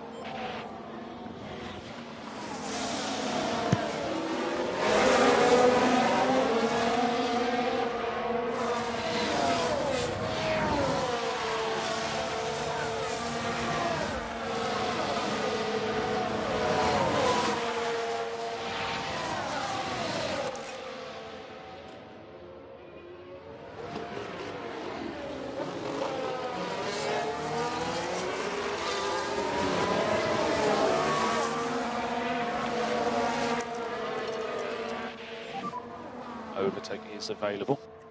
Okay.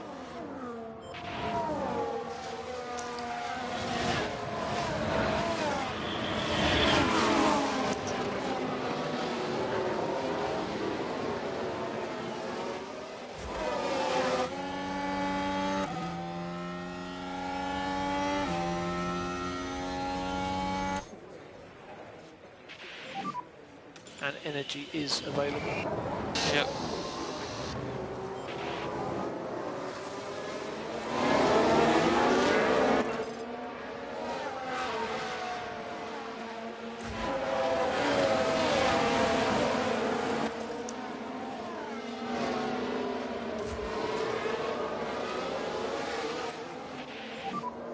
Cool, mate. Let's give it oral. Not breaking away.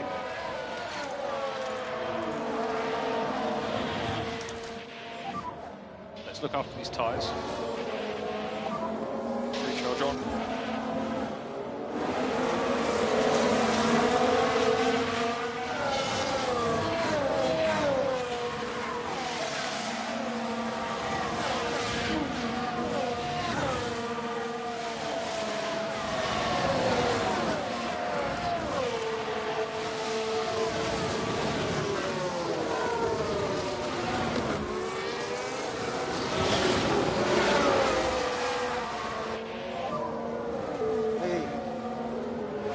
Let's keep it up. But the front three have broken away from the cars behind.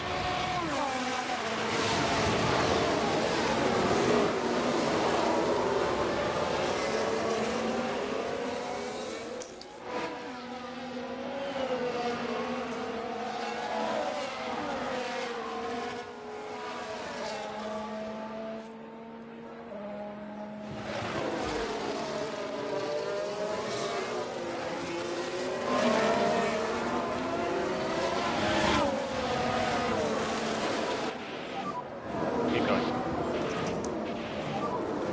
Okay, recharge on, recharge on. And Leclerc's got past Stroll and is pushing hard. He's really going for it.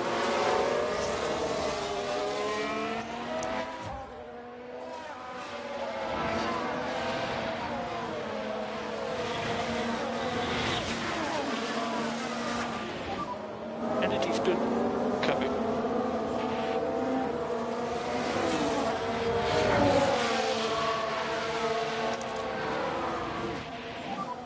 Let's go recharge on, please.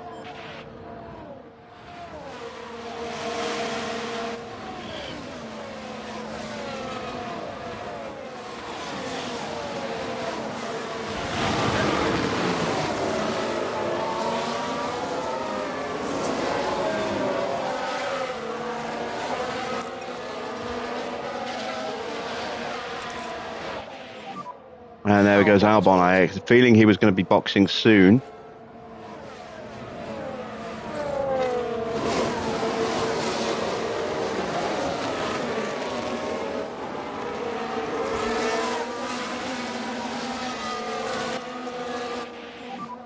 Let's pick our pace up, let's go. Ocon punching through into the lead.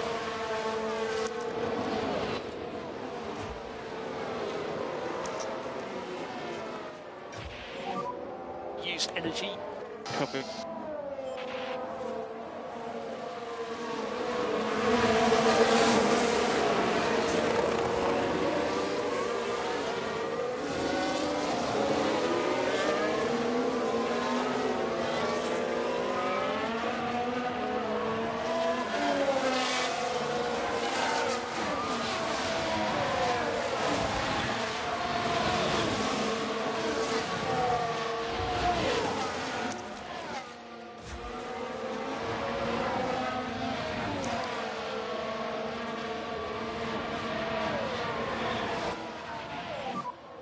go recharge on.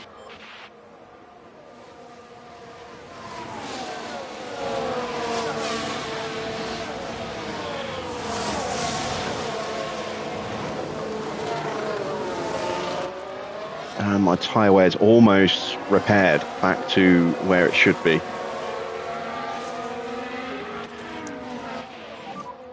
Recharge on. I'm trying to keep my batteries relatively fresh so that when cars do create opportunities for us, like here with Max, we can try and pounce. Use energy. Yep, copy.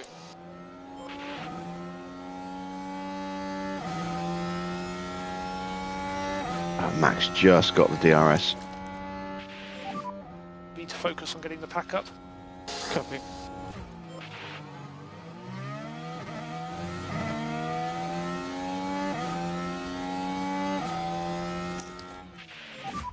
Let's recharge on.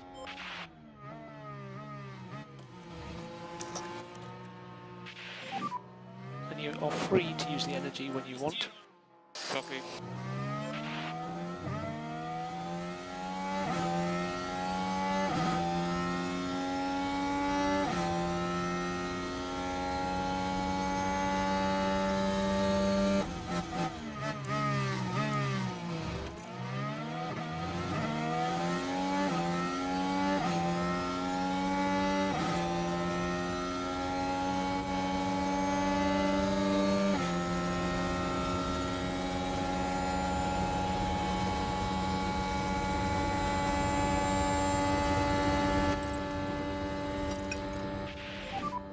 We can push more.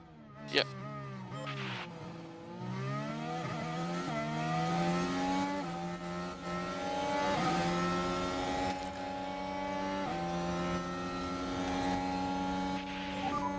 We need to cool the engine. Yeah, copy. And there we go, Joe is boxing already. What tyres is he going for? Please be going for hards. He's going for hards, fantastic.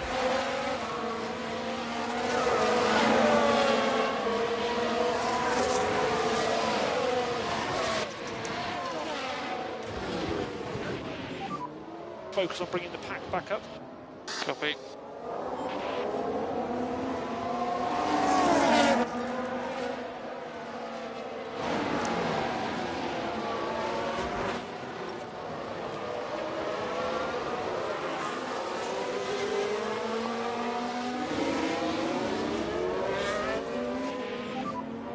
Okay, we'd like you to slow down, please.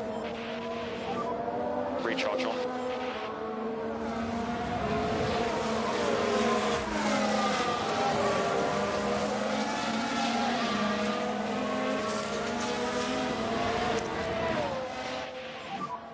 Okay, recharge on, recharge on.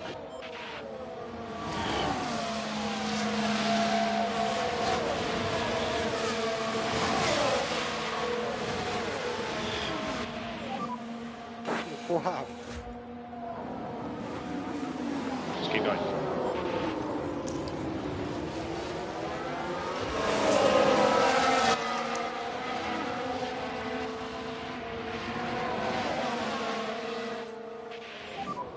Bottas pitted. So Norris has pitted. Recharge on, good job, recharge on.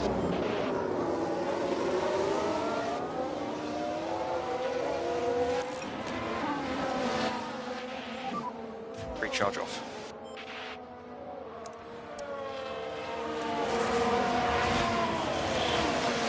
He's gone on hard tyres. And he's now stuck at the back.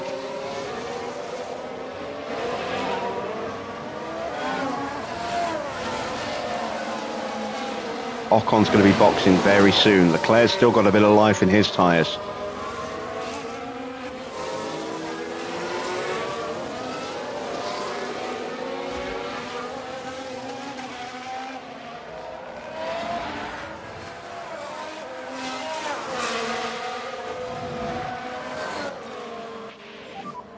Yeah, take it easy.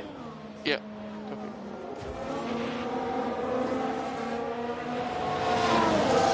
Longer I can stay out and stretch these tyres without dropping out of a train, the better I can do in the second stint.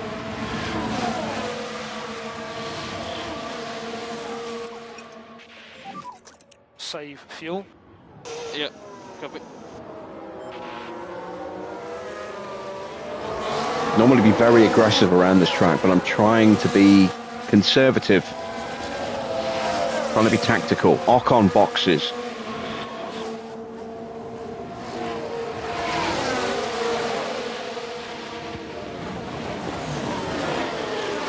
So now it's about making sure I stay with Charles Leclerc. All right, ready, push, push.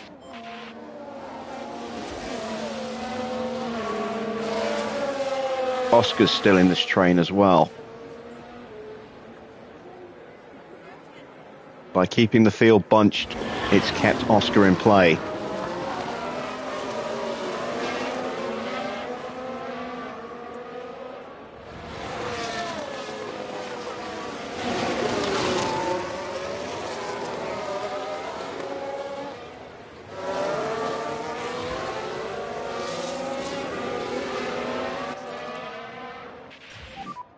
Just think about looking after this tyre where we need to.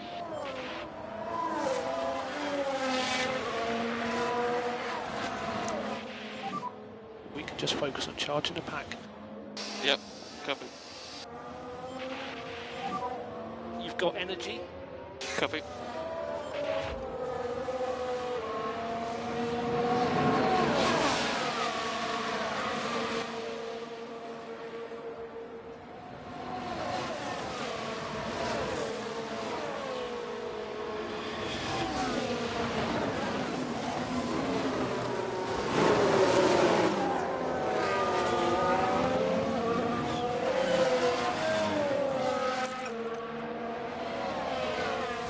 And there goes Stroll into the pits.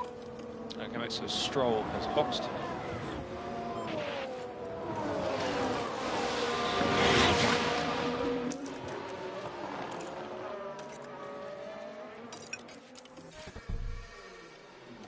Stroll is going hard tyres. Push a bit more. Copy. Lean on the tyres. Copy. Use energy. Copy.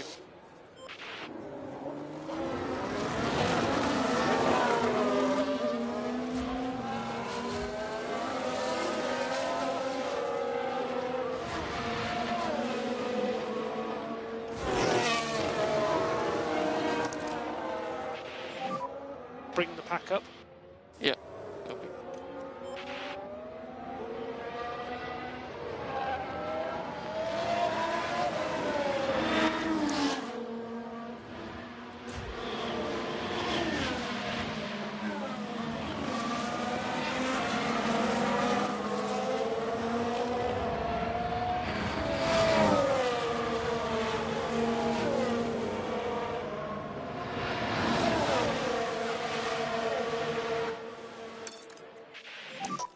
Let's push, come on.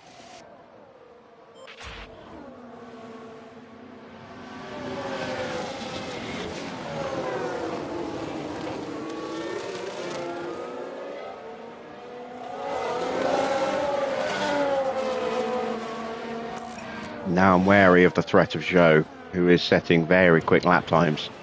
He's got past Perez, so no more DRS for him now. Perez is probably boxing this lap.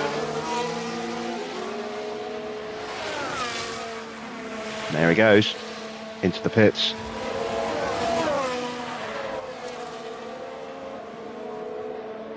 So now I want to sprint Mick, see if I can break away from the pack. I'm going to be boxing Oscar on the next lap. And try and go another few laps with Mick at this pace.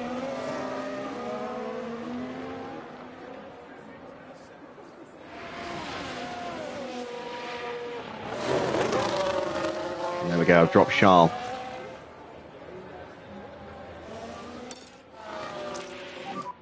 Tyre condition's good, we can push a bit more. Copy.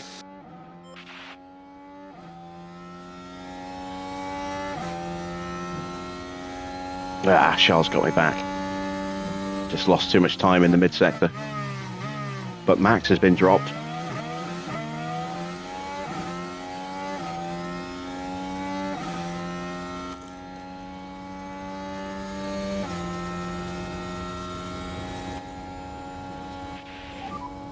we need some big PU cooling. Yep. Muscle our way up the inside. Leclerc's going to box this lap. He's given it everything to try and stay with me. He's got no grip left in the corner. Leclerc has boxed. And Yuki's in as well. Sonoda leaving the pit lane now. Verstappen's pitted. Need to look after the tyres. Box, box. Copy. Let's go recharge on.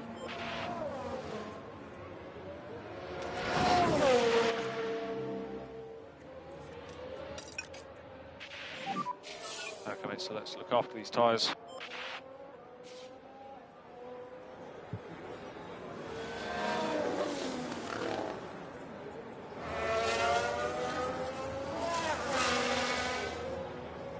Everyone's on hards. We're going to have medium tyres with Oscar, soft tyres with Mick.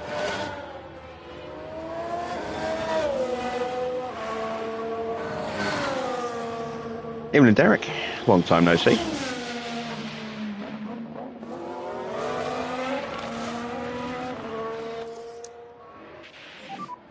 We need to focus on the energy now.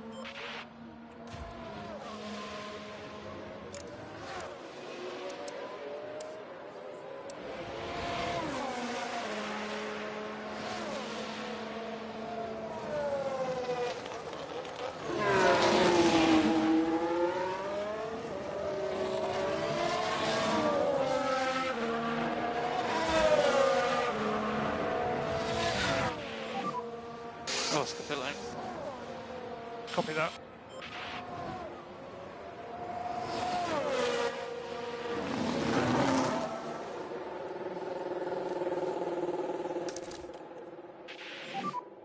Recharge on.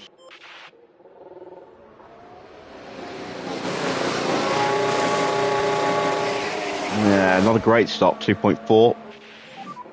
Just get It'll these do. tyres in. Settle into a rhythm. Caution while on exit. And we're out ahead of Leclerc. Just.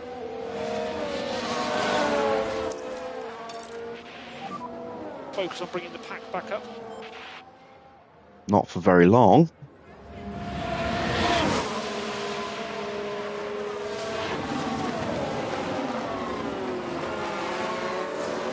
We'll let him through. We want his slipstream.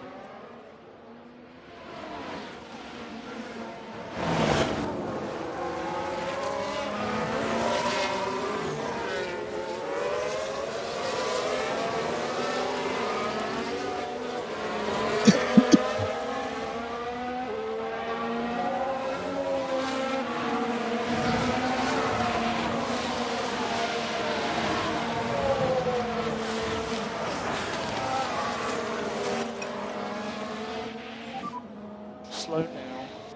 Yep.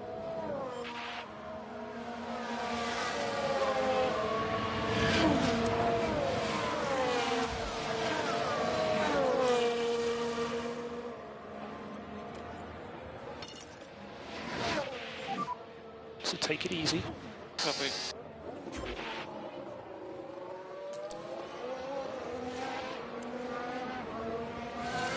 I am losing time to Joe.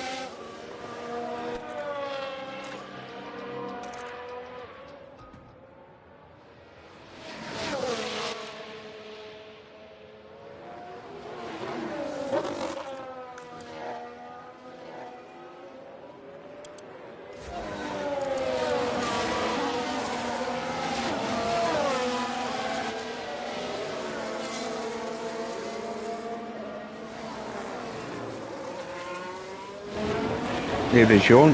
Any idea what's a good team to start with? Depends on what kind of challenge you're looking for. There are different difficulty settings, and obviously teams have different performance, different HQ setups in terms of how good their facilities are. So, you know, if you're new, I would say a good team to start might be Aston Martin or Mercedes or Ferrari. Don't start with Red Bull, that makes it too easy. Use energy Copy. And if you're looking for more of a challenge, try a team like McLaren. If you want a real challenge, then a team like Alfa Romeo or Haas or Alfa Tauri are the real challenges.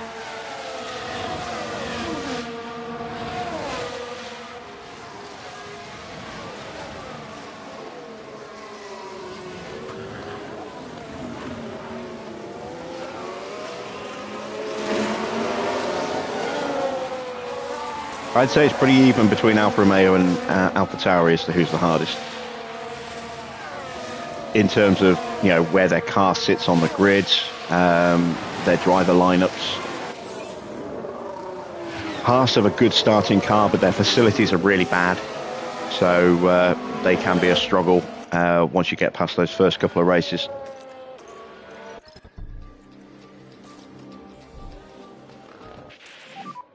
Box now. Understood, box now.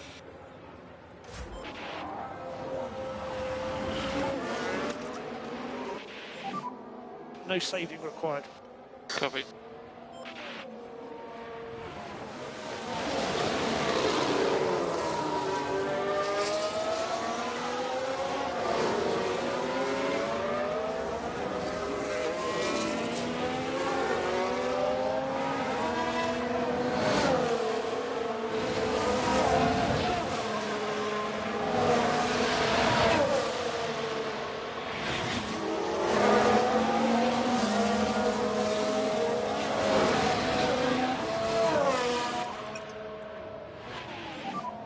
Big lift now. Copy. Need to focus on getting the pack up. Yep. Keep looking after these tyres. Copy. All right, here we go. This is a critical stop. Joe's going to go through in the lead, but it's a question of whether we come out Copy. behind Oscar or in front of him. I think we're going to come out behind him. 2.2, it's pretty good. Let's bring these tyres in steadily. Okay, maybe close pit exits with... All right, we do come out behind him. A little bit further behind than I was hoping we would. Overtake is available.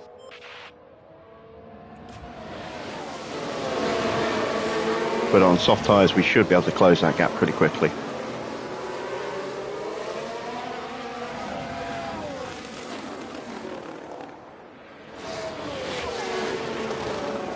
Tsunoda is a bit of a pocket rocket, but he's also very unpredictable, especially in his first couple of seasons. Very aggressive as well, which means he's more likely to make lunges and crash or lock up into a wall. Joe's a bit more even-tempered, not quite as quick, but a bit more well-rounded.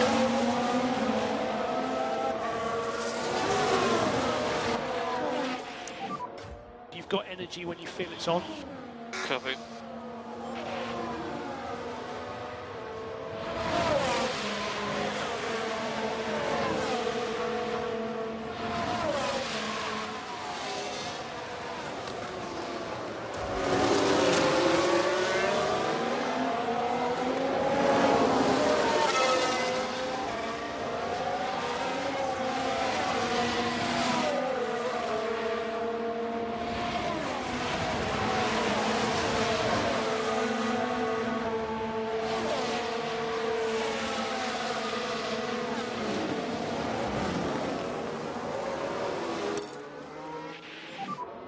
Keep your pace up.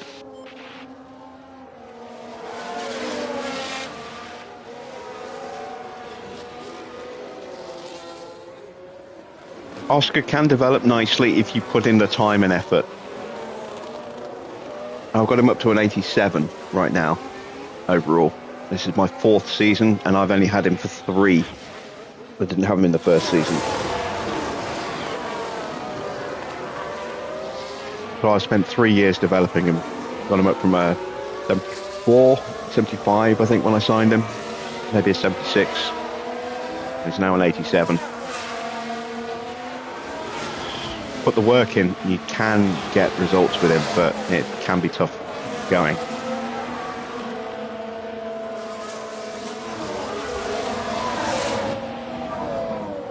ERS disabled, ERS disabled. Recharge on. Lift and coast required.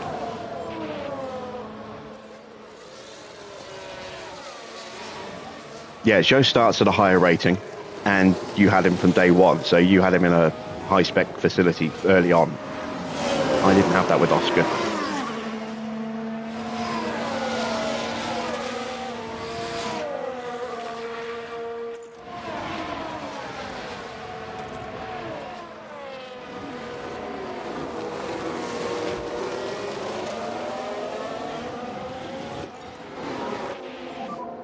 Look after front tyres. Copy.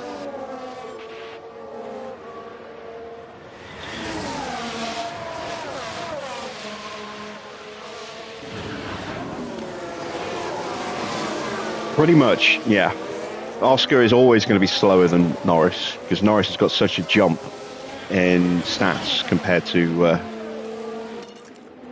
him. Push on your fronts now. Copy.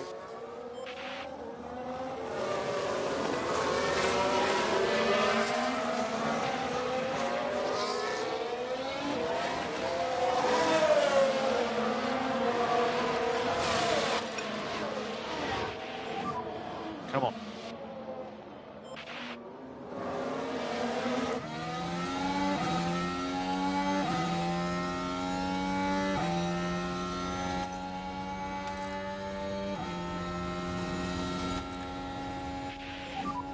To use the free air. Yeah.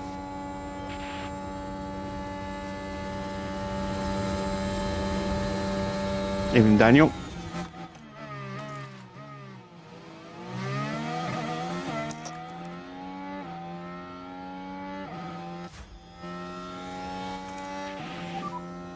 Use energy. Yeah. Copy. Okay, mate, let's keep looking after these tyres.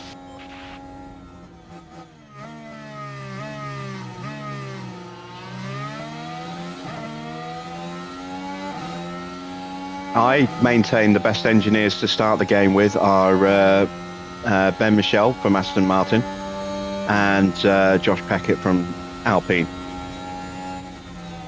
And they're the two that I've got here.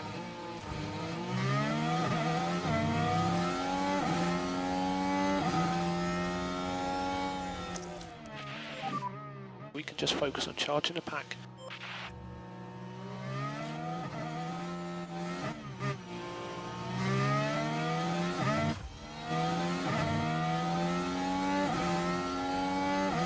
Well, it depends. I mean, don't look at the overalls. The most important thing for me in this game when it comes to race engineers is keeping your driver's confidence high. In that case, Josh develops very quickly if you put the stats into his I forget which stat it is.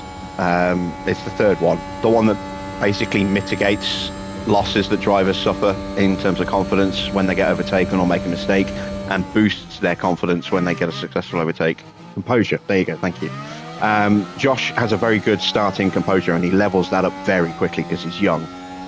Ben has a very high starting confidence. It takes a while to get him leveled up because he's older. But I mean, I've got Josh. I've had Josh one season, and he's got 99 composure already, which has been helping mix superbly. And Ben is now at 98 for Oscar, which means they lose less confidence when they get overtaken or make a mistake, and they recover quicker as well. You know, if their confidence is low, they will recover a little bit quicker. You know, setting in faster sectors or getting overtakes, they can get huge gains in confidence. Lovely stuff. For me, that's the most important stat, and then once those are high, you can train the rest of these stats up.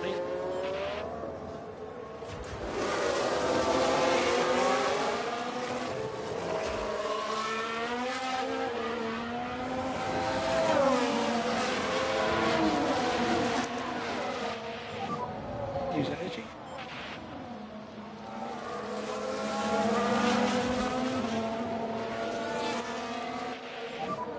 Okay, mate, let's try and protect the tyre. Copy. recharge on, please. Copy.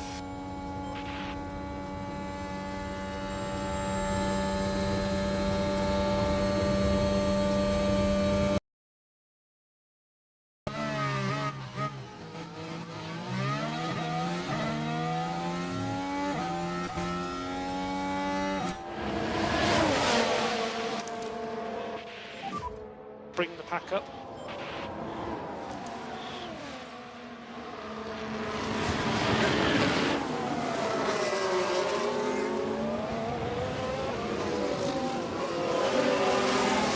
Yeah, feedback is only good for how quickly you can get the car set up in practice. You know, it doesn't really have much of a bearing beyond that. Which is why I mean, it was important in the first game because confidence wasn't really an issue. Having that and pit crew training, you know, how good their pit crew management stat was important. There is no pit crew management stat this time round because you've got a whole sporting director role.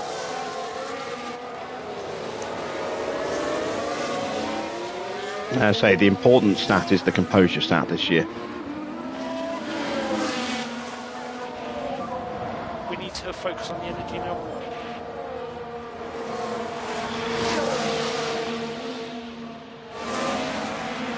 Max asks, are there any tips on how to balance car development for present and future seasons? It depends on how good your car is and how big the regulation changes are. At the end, I will show you the development that I've put in. Get back in the rhythm. This season, at the end of this race. Do what you can.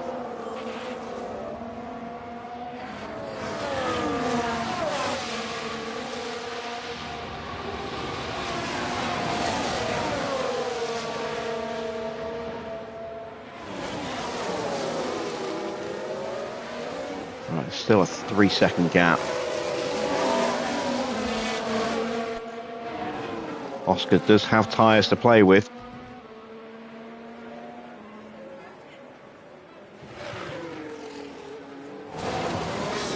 He means livery, not delivery.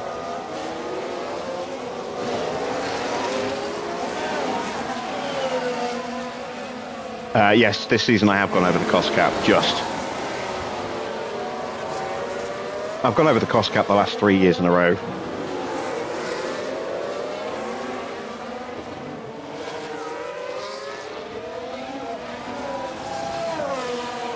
You can get them cheaper, yeah. I would say it's, you know, best to, you know, if you can, wait the first season, try and make do with the staff you've got, unless you're in a really, got really poor options, and then maybe it's worth splurging, but if you can wait a season, Enrico Cardelay is out of contract at the end of season 1. There are a couple of engineers who are out of contract at season 1 as well. I'm not sure about Aero guys. I think Tondi is available on a free at the end of season 1 as well.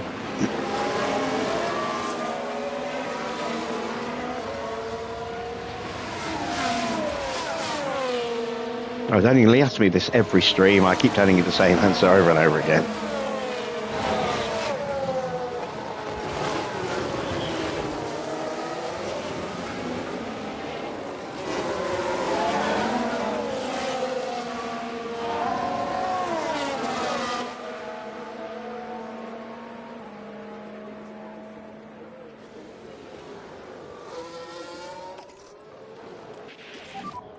Big lift off. Yep. Copy.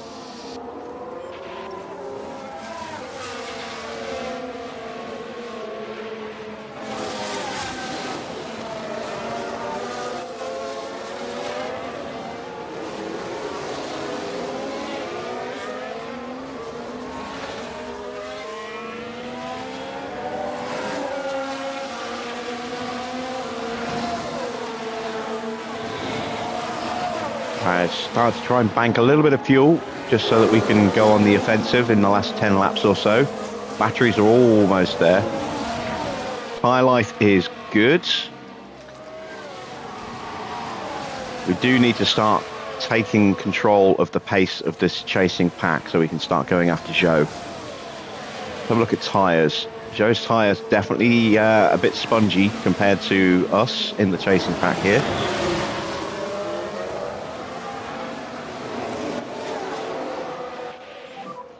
Back off now. Copy.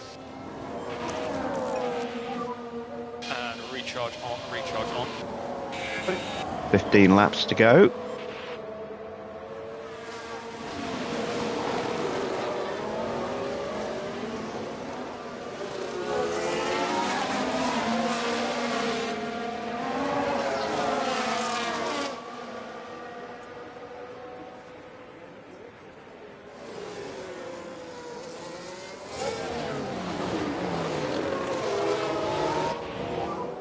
Charge is good.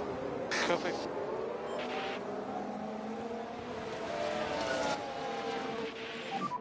We can push more. Copy. So take it easy in the fast corners. Copy. No saving required. Yep. Time to start moving ourselves a little bit further forward.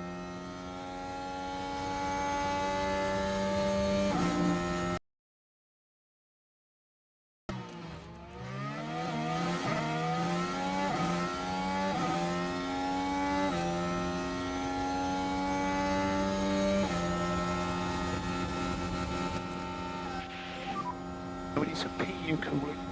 Copy.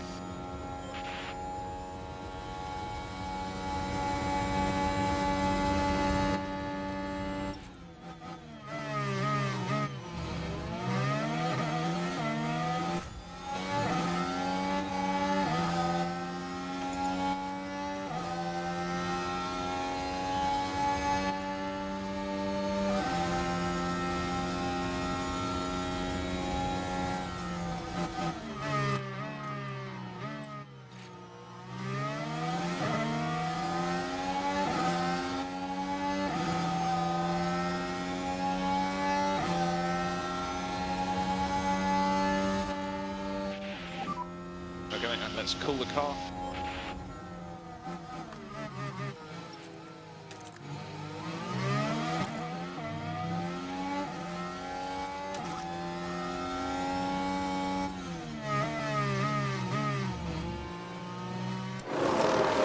There we go. Finally got through past Ocon. No more lift and coast required.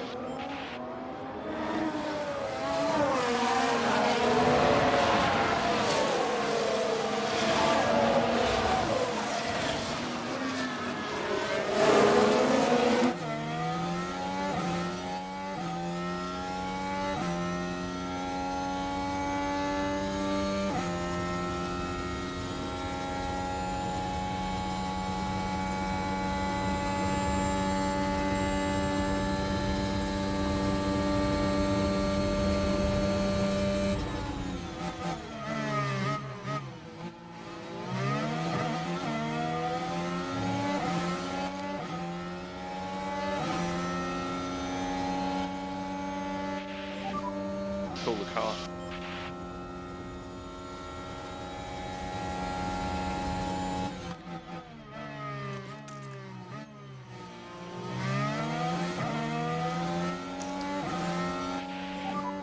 Focus on bringing the pack back up.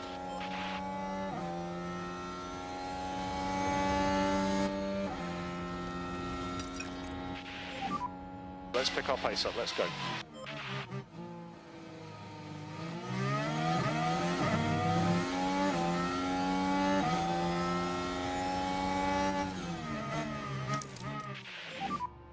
Okay, recharge on, recharge on.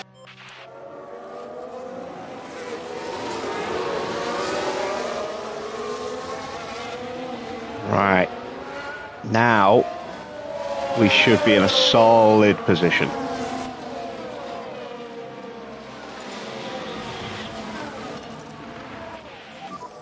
Back off.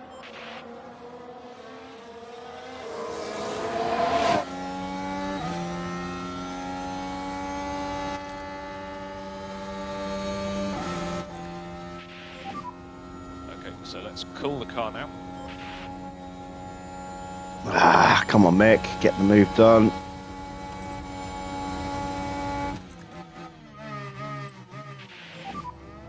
Let these guys go.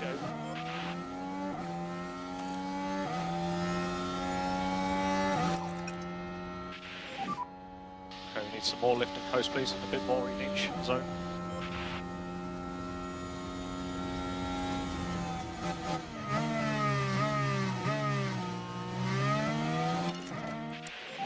There we go. Off these tyres.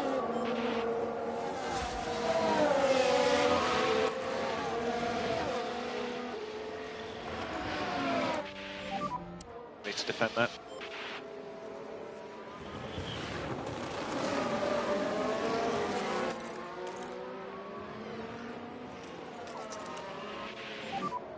Do split the coast. I'll get back to the chat in just a second. I'm just focusing on making sure our drivers don't do something stupid here. Trying to get them in a position where they can keep leapfrogging to get onto Joe without having to push.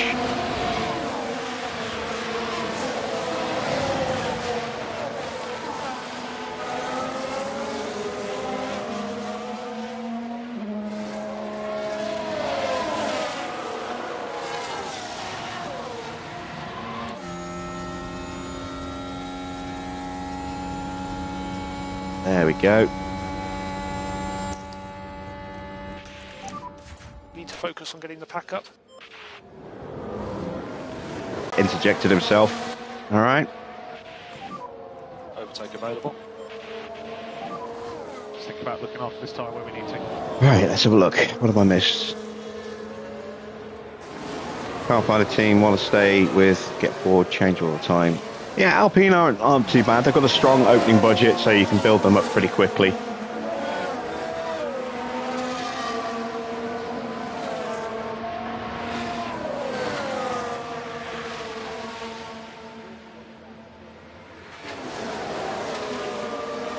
Yeah, with reserve drivers, I like to try and tell a story with my reserves, you know. Don't always like to go for the best options.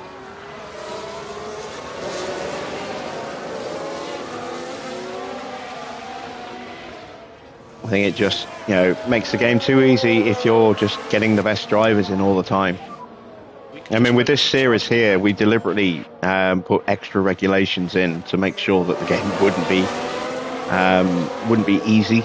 You know, we couldn't sign anyone from the top teams until we made ourselves a top 3 team, and until 2025 at the earliest. Couldn't sign any drivers over the rating of 86 or over the rating of 85 or over the age of 26. And we had to make Oscar a world champion. And looks like we might be on target for that next season. Because this year we've really, really taken a big step forward.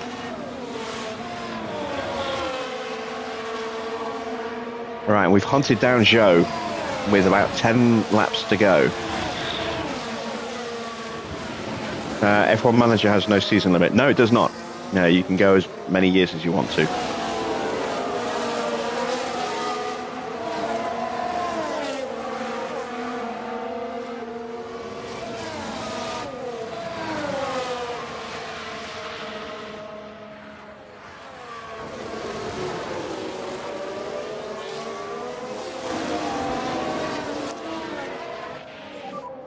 We need to focus on the energy now. Use energy.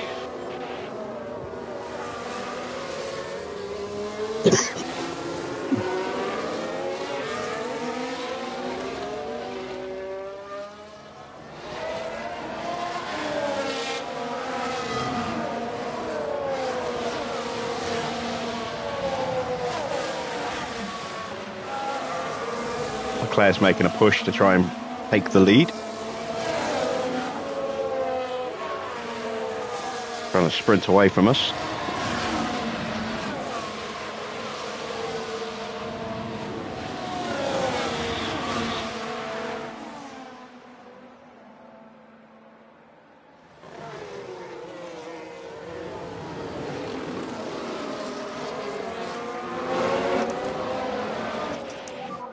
bring the pack up.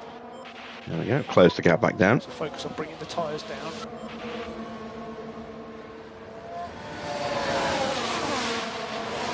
Alonso is good for a couple of seasons, but he will start to degrade quite quickly if you don't get good results. And even with good results, he will eventually start to degrade.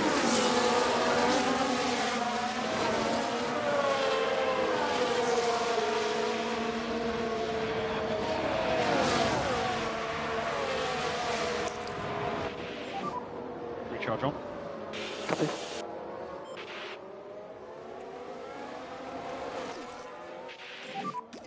More lift and coast, please, in each zone.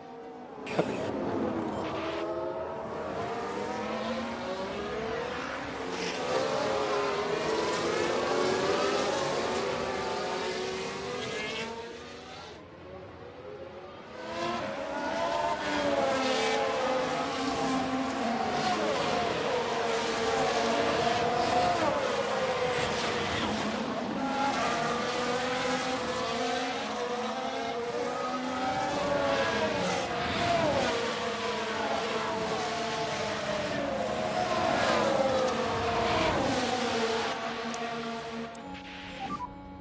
And recharge on, recharge on. Copy.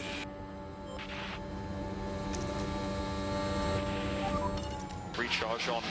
Copy. Okay, push, let's go. Copy. Recharge on, please, recharge on. Copy.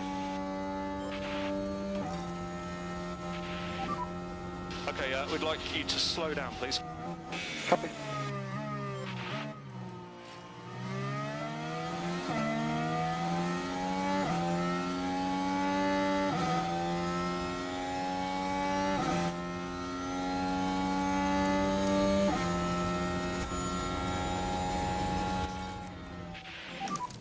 Back off.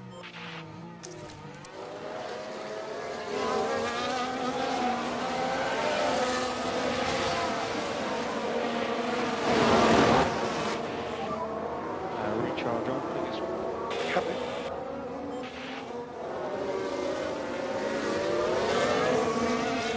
You can get Hamilton onto a long-term deal, but it costs you a fortune to do it.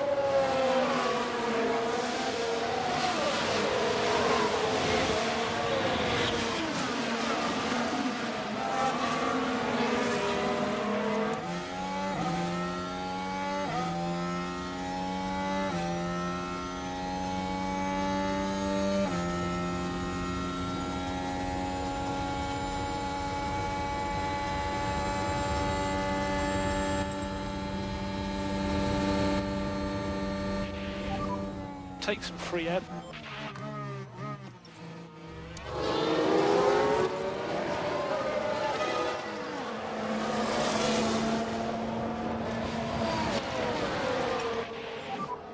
And you can lean on tyres.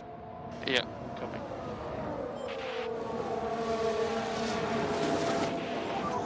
Back off now. Copy.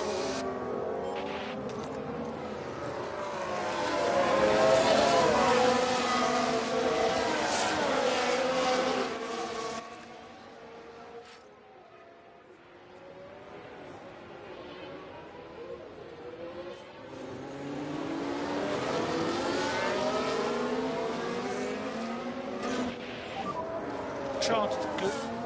Yeah.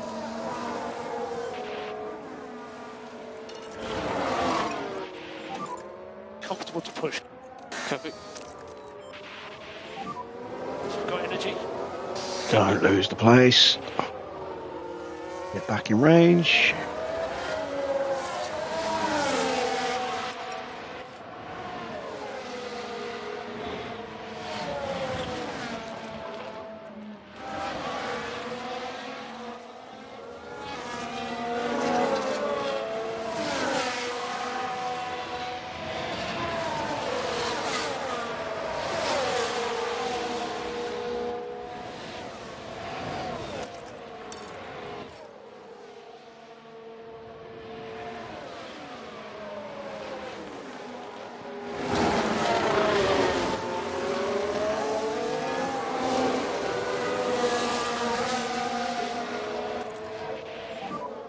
still a lot to play for.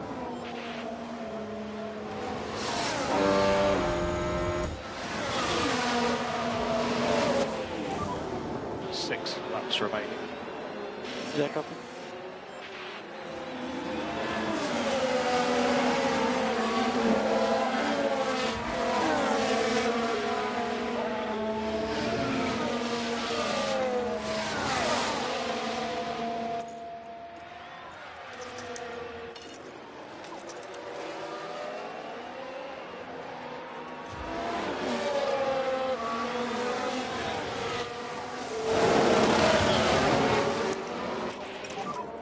Overtaking is available.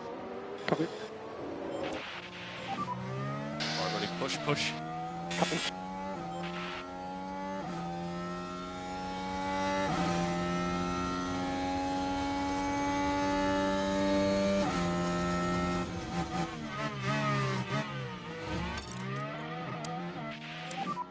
Let's push, come on.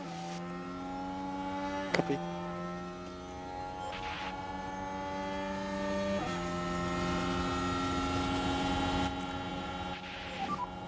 Pull the car. Copy.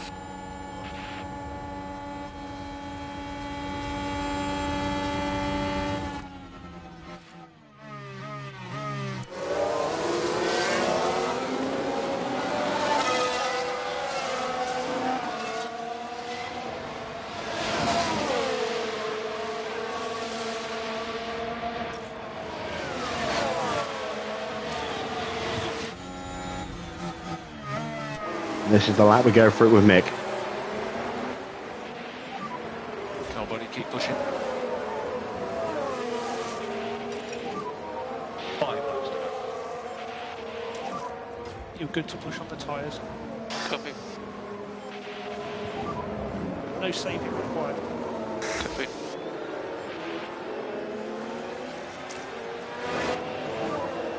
Use everything. Copy.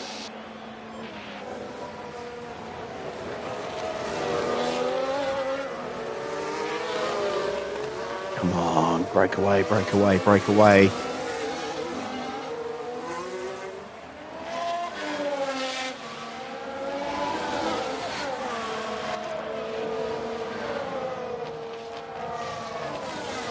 I think we just about kept him at bay.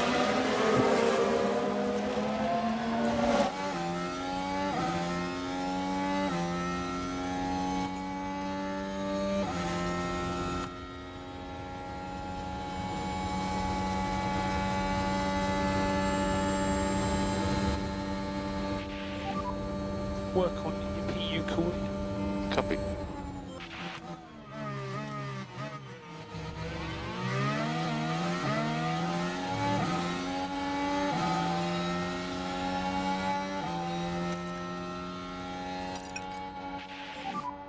Okay, mate, so let's look after these tyres.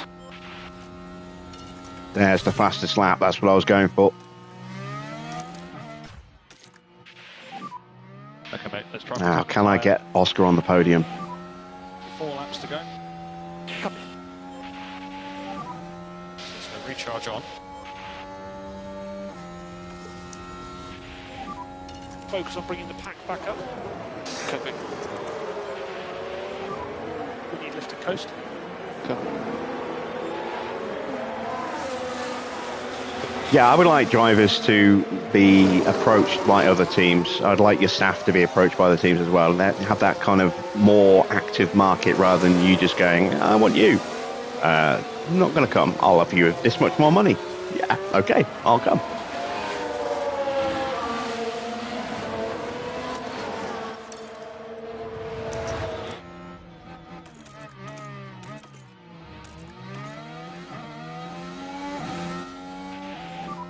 Energy is available. Copy.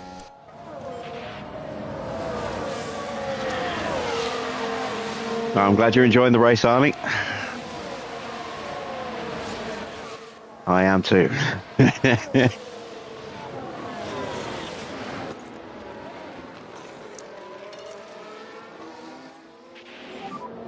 to focus on getting the pack up.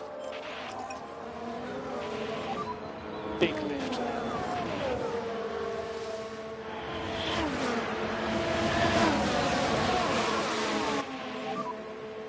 laps to go. Yeah. My personal preference is to get high composure stats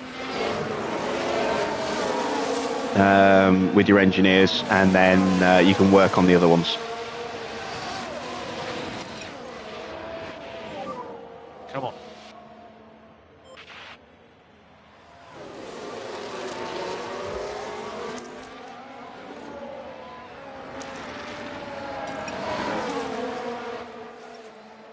Oh, God damn it. Stroll is just relentless.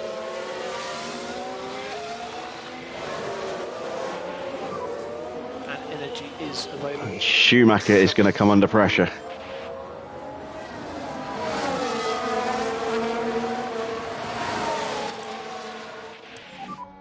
Pick up the pace a bit. Copy.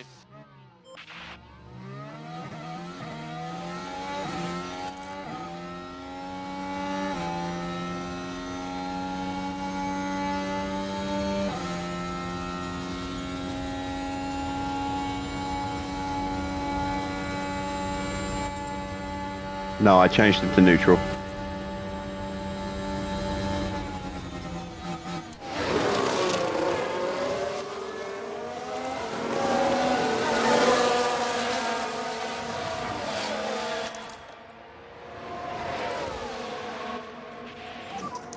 No more energy for now. Copy. Let's go recharge on.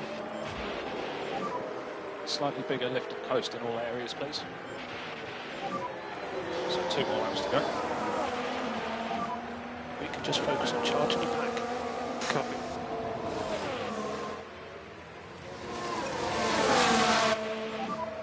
Lift and coast 12. Copy.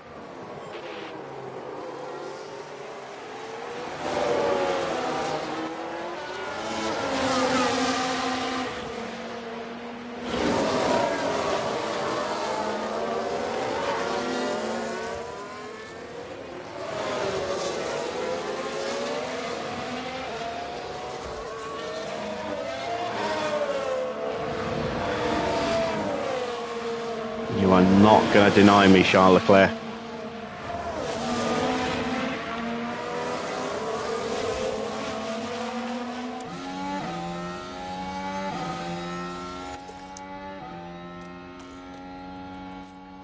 No, come on, don't do this half-assed overtake shit. Pull out to take some air on the straight.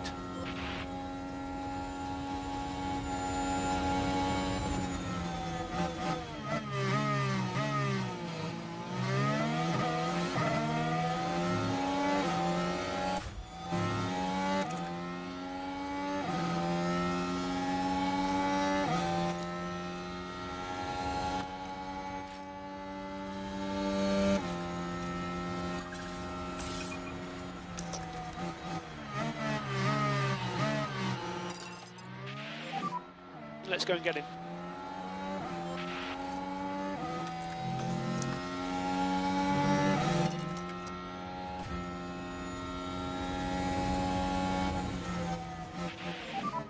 Back off now. So you can use energy.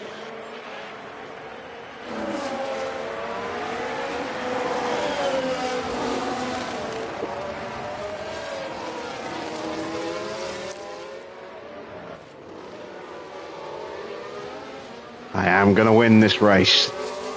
I am going to win this race. Use energy. Let's get him.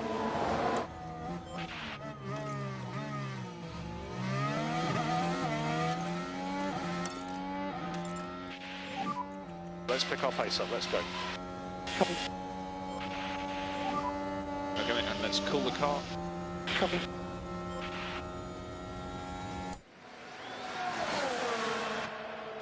There's the move. Oscar's on the podium. Come on. Come on.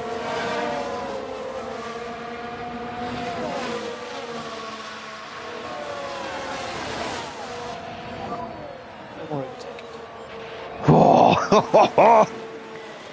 There we go.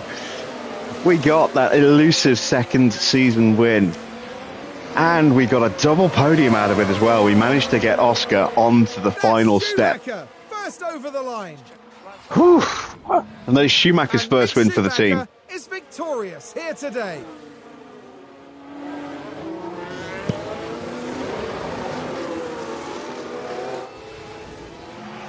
There'll be celebrations tonight after a performance like that. They've done themselves and the team proud.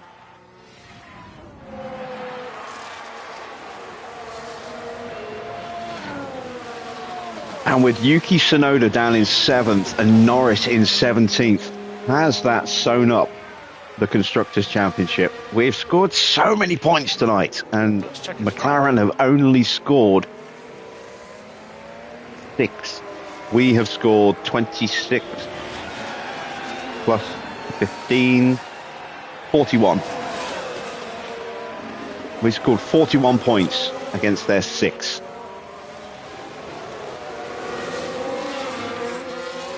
So we are now 36 points clear.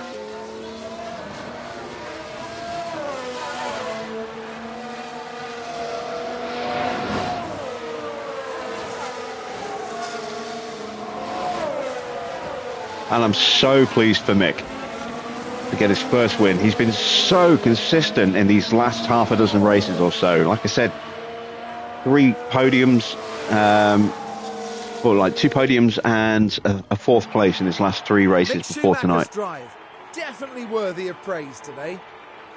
That was a really well-executed race, I thought. Major credit to the driver, the pit wall, and the whole team for that win.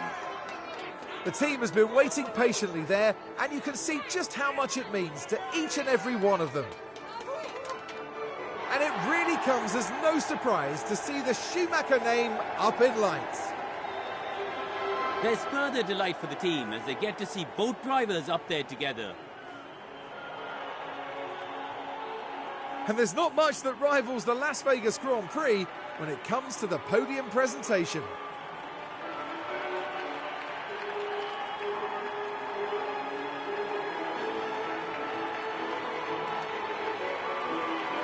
And down there in the Alpha Tauri garage, Karun, what would they be making of that race, do you think?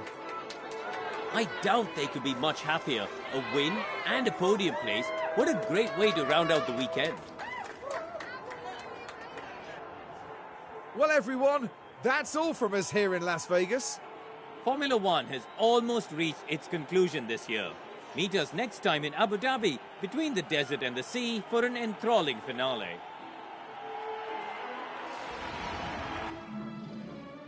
There we go then, confirmation of the final result. Mick Schumacher takes his first win for the team. Glorious stuff. Takes the fastest lap as well. Charles Leclerc up 3 places to finish in 2nd. Oscar up 5 places despite not having the same spec of car as Mick and a slightly worse engine, quite much, to get 3rd place. Lance Stroll up into 4th, up 3 places. Zhou dropping down quite badly. He was looking like he could try and go for a win. That would be his 2nd win. But just slipped away from him towards the end there. Yuki Tsunoda down in 7th place. That's excellent news for us. Giovinazzi gets himself in the points again ahead of Albon. And then as we look further down, there is Norris down 15 places. He was going to be our biggest threat alongside Charles Leclerc today, and that lockup that put him in the wall and broke his front wing ruined his race. I am so pleased about that because it means we now have a huge lead over McLaren in the fight for 2nd in the Constructors. Looking at the driver standings, Max already world champion on 429 points. Leclerc in 2nd, guaranteed as 2nd. It's now just 1 point between Lando and Mick. And Oscar is just 4 further points behind in the standings. Could we get 3rd and 4th in the driver's standings? That would be incredible. Yuki is not going to catch us. He is 37 points behind with only 26 available. So Yuki is locked into 6th place. So it's now a 3-way fight for 3rd in the driver's standings. Looking down a bit further, you see Stroll closing back in on Gasly, who's had a horrible weekend. Horrible run of results recently. And there's Joe with his 10 points, up to 84 now, just 3 behind Stroll and 6 behind Gasly. An extra point for Albon moves him a point clear of Bottas. 2 more points for Giovinazzi, who's come alive in the last half a dozen races. Still a long way short of Haas, though, in the standings. Let's take a look at the Constructors' Championship. There you see Red Bull already champions on 773 points. We are second on 464 points. McLaren in third with 428. We have a 36-point lead going into the final round of the championship. Oh, that takes the pressure off. That really takes the pressure off. Aston Martin in fourth place. It's a tight fight between them and Alpine. Williams jump above Ferrari. Ferrari now down to 7th place. Wow. Alpine are pretty much, I think, locked into 5th. I think Aston are definitely locked into... Well, it's a fight between those two for 4th and 5th. It's a fight between Williams and Ferrari for 6th and 7th. Mercedes are locked in 8th. Haas locked in 9th. Alpha locked in 10th. We're not going to see those positions change. So, it's looking like we are going to hold on to 2nd after all. That is a monster step forward. Look at our season. 2 wins, 11 races, 11 podiums, 11 fastest laps. We've had 4 poles tonight as well. We've just got 1 more round in the championship to do. McLaren have outperformed us in terms of race wins and podiums, but we have been more consistent, and that has really shown. In the pit stop challenge, 25 points for mixed stop at 2.27. Where is Oscar? Oscar's in 3rd, so with only 1 Red Bull on there, if we hadn't already mathematically won the standings, we certainly have now. There you see 723 points. There's only 43 points available in the final round, and we have a lead of 114. So once again, we win the pit stop challenge for the 3rd year in 4, and that's 2 on the bounce now. Fantastic. Ferrari are locked in 3rd. Mercedes probably locked in 4th, given that it's going to be us and Red Bull probably scooping up most of the points in the final round.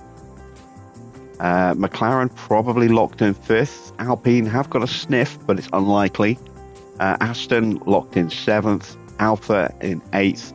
Williams have closed the gap a little bit. If they can get a couple more points, they could jump Alfa Romeo. Haas still yet to register a single point. Their fastest pit stop this season, 3 seconds. That's terrible.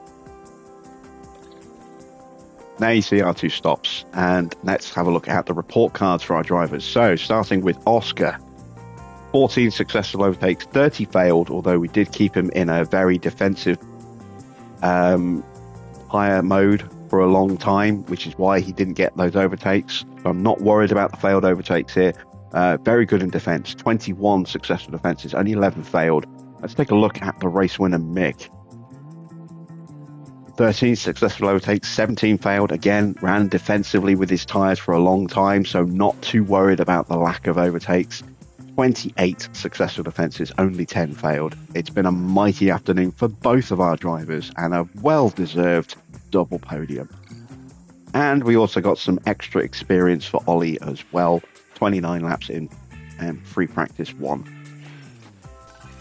So as far as the sponsors go, we hit the incentives. We got the fastest lap. We got both cars into Q3 for our guarantees. We got the finish position of both cars in the top 6.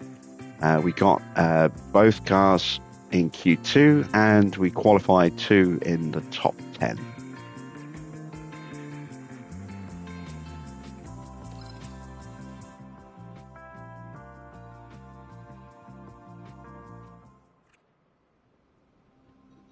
So, there we are. What a result. I did say for Sean that I was going to show him how was it Sean? Or was it Max? Somebody was asking me about how I set my car up over the season. It was Max, I think. No. Let me go back a bit further. Yeah, it was Max. How to balance car development across the season. Well, this is what my car looks like at the moment. Now, we've had a rocket ship of a car this year. So we actually stopped our development quite early. We stopped our development in... these numbers on the downforce are not accurate because other teams have got some parts that need to be replaced by the look of it. Let's go to the inbox instead. I can show you, where was it? The monthly car development. So this is what my car looked like before the Grand Prix. Fastest in a straight line and DRS best on the grid. And it's been like that since, I don't know, maybe Canada. It's been really, really quick. The last part we put on the car was a pair of new suspensions at Hungary, and we've been working on just research since then. Now, normally I would advise balancing maybe 1 part to 3 part if you've got big changes in regulations, or maybe go 2 and 2 in terms of development against research every month. Because our car was so quick and we were scoring so many points early on, and we were already looking like we were comfortably going to hit our target of 5th place in the standings, I decided to switch focus very heavily into research to try and take that extra step next year. So I've now run out of money. I've got one last project on the go, which is an underfloor research project, and I put all my hours into that for this month because that's all I could do. I ran out of money in the cost cap. But this is what my car looks like going into next season. I've done one project on the chassis. It's not affected by regulation changes, so get a little bit of a boost to cooling, airflow and drag reduction from that one project we did. The front wing has had a few projects. As you can see, we've done enough to make gains that will outstrip the changes in downforce next season. We've also got some nice airflow boosts here and a nice boost in brake cooling as well. With the rear wing, we're a little short, but we will be able to fix that next season. There is the biggest deficit, the low speed. We didn't work on that enough, but we got the high speed, and the medium speed's not too far away. Airflow's got a nice little boost. Drag and DRS are okay. Wasn't too worried about drag and DRS because we've been so fast. It was more about trying to focus on downforce because that's where we've been weak this season. I've got one project on the side pods. There you can see what those look like. Going into next season, very minimal gains. Again, not affected by regulation changes, so I wasn't really focusing on them. Underfloor, this is what it looks like at the moment, and we've got a big underfloor project coming, which will put us way over those predictions there once that project completes in a month's time. And then down here, the suspension, again, you can see we've covered off the medium just about. We've got nice gains in the high speed. Low speed's not quite there, but we have got some good brake cooling and some good airflow and drag reduction for next season improvements as well. So I'm pretty confident that when the new car is built in January, it'll be a very solid foundation for us to then develop very quickly. One thing I would suggest is at the start of a season, especially when you're starting a season from January as opposed to mid-February, like you do in season 1, is that the first parts you do for each area of the car, you do an intense build just to gain that expertise. Try and limit how many engineers you put on them to maximize how much expertise they gain from that first project.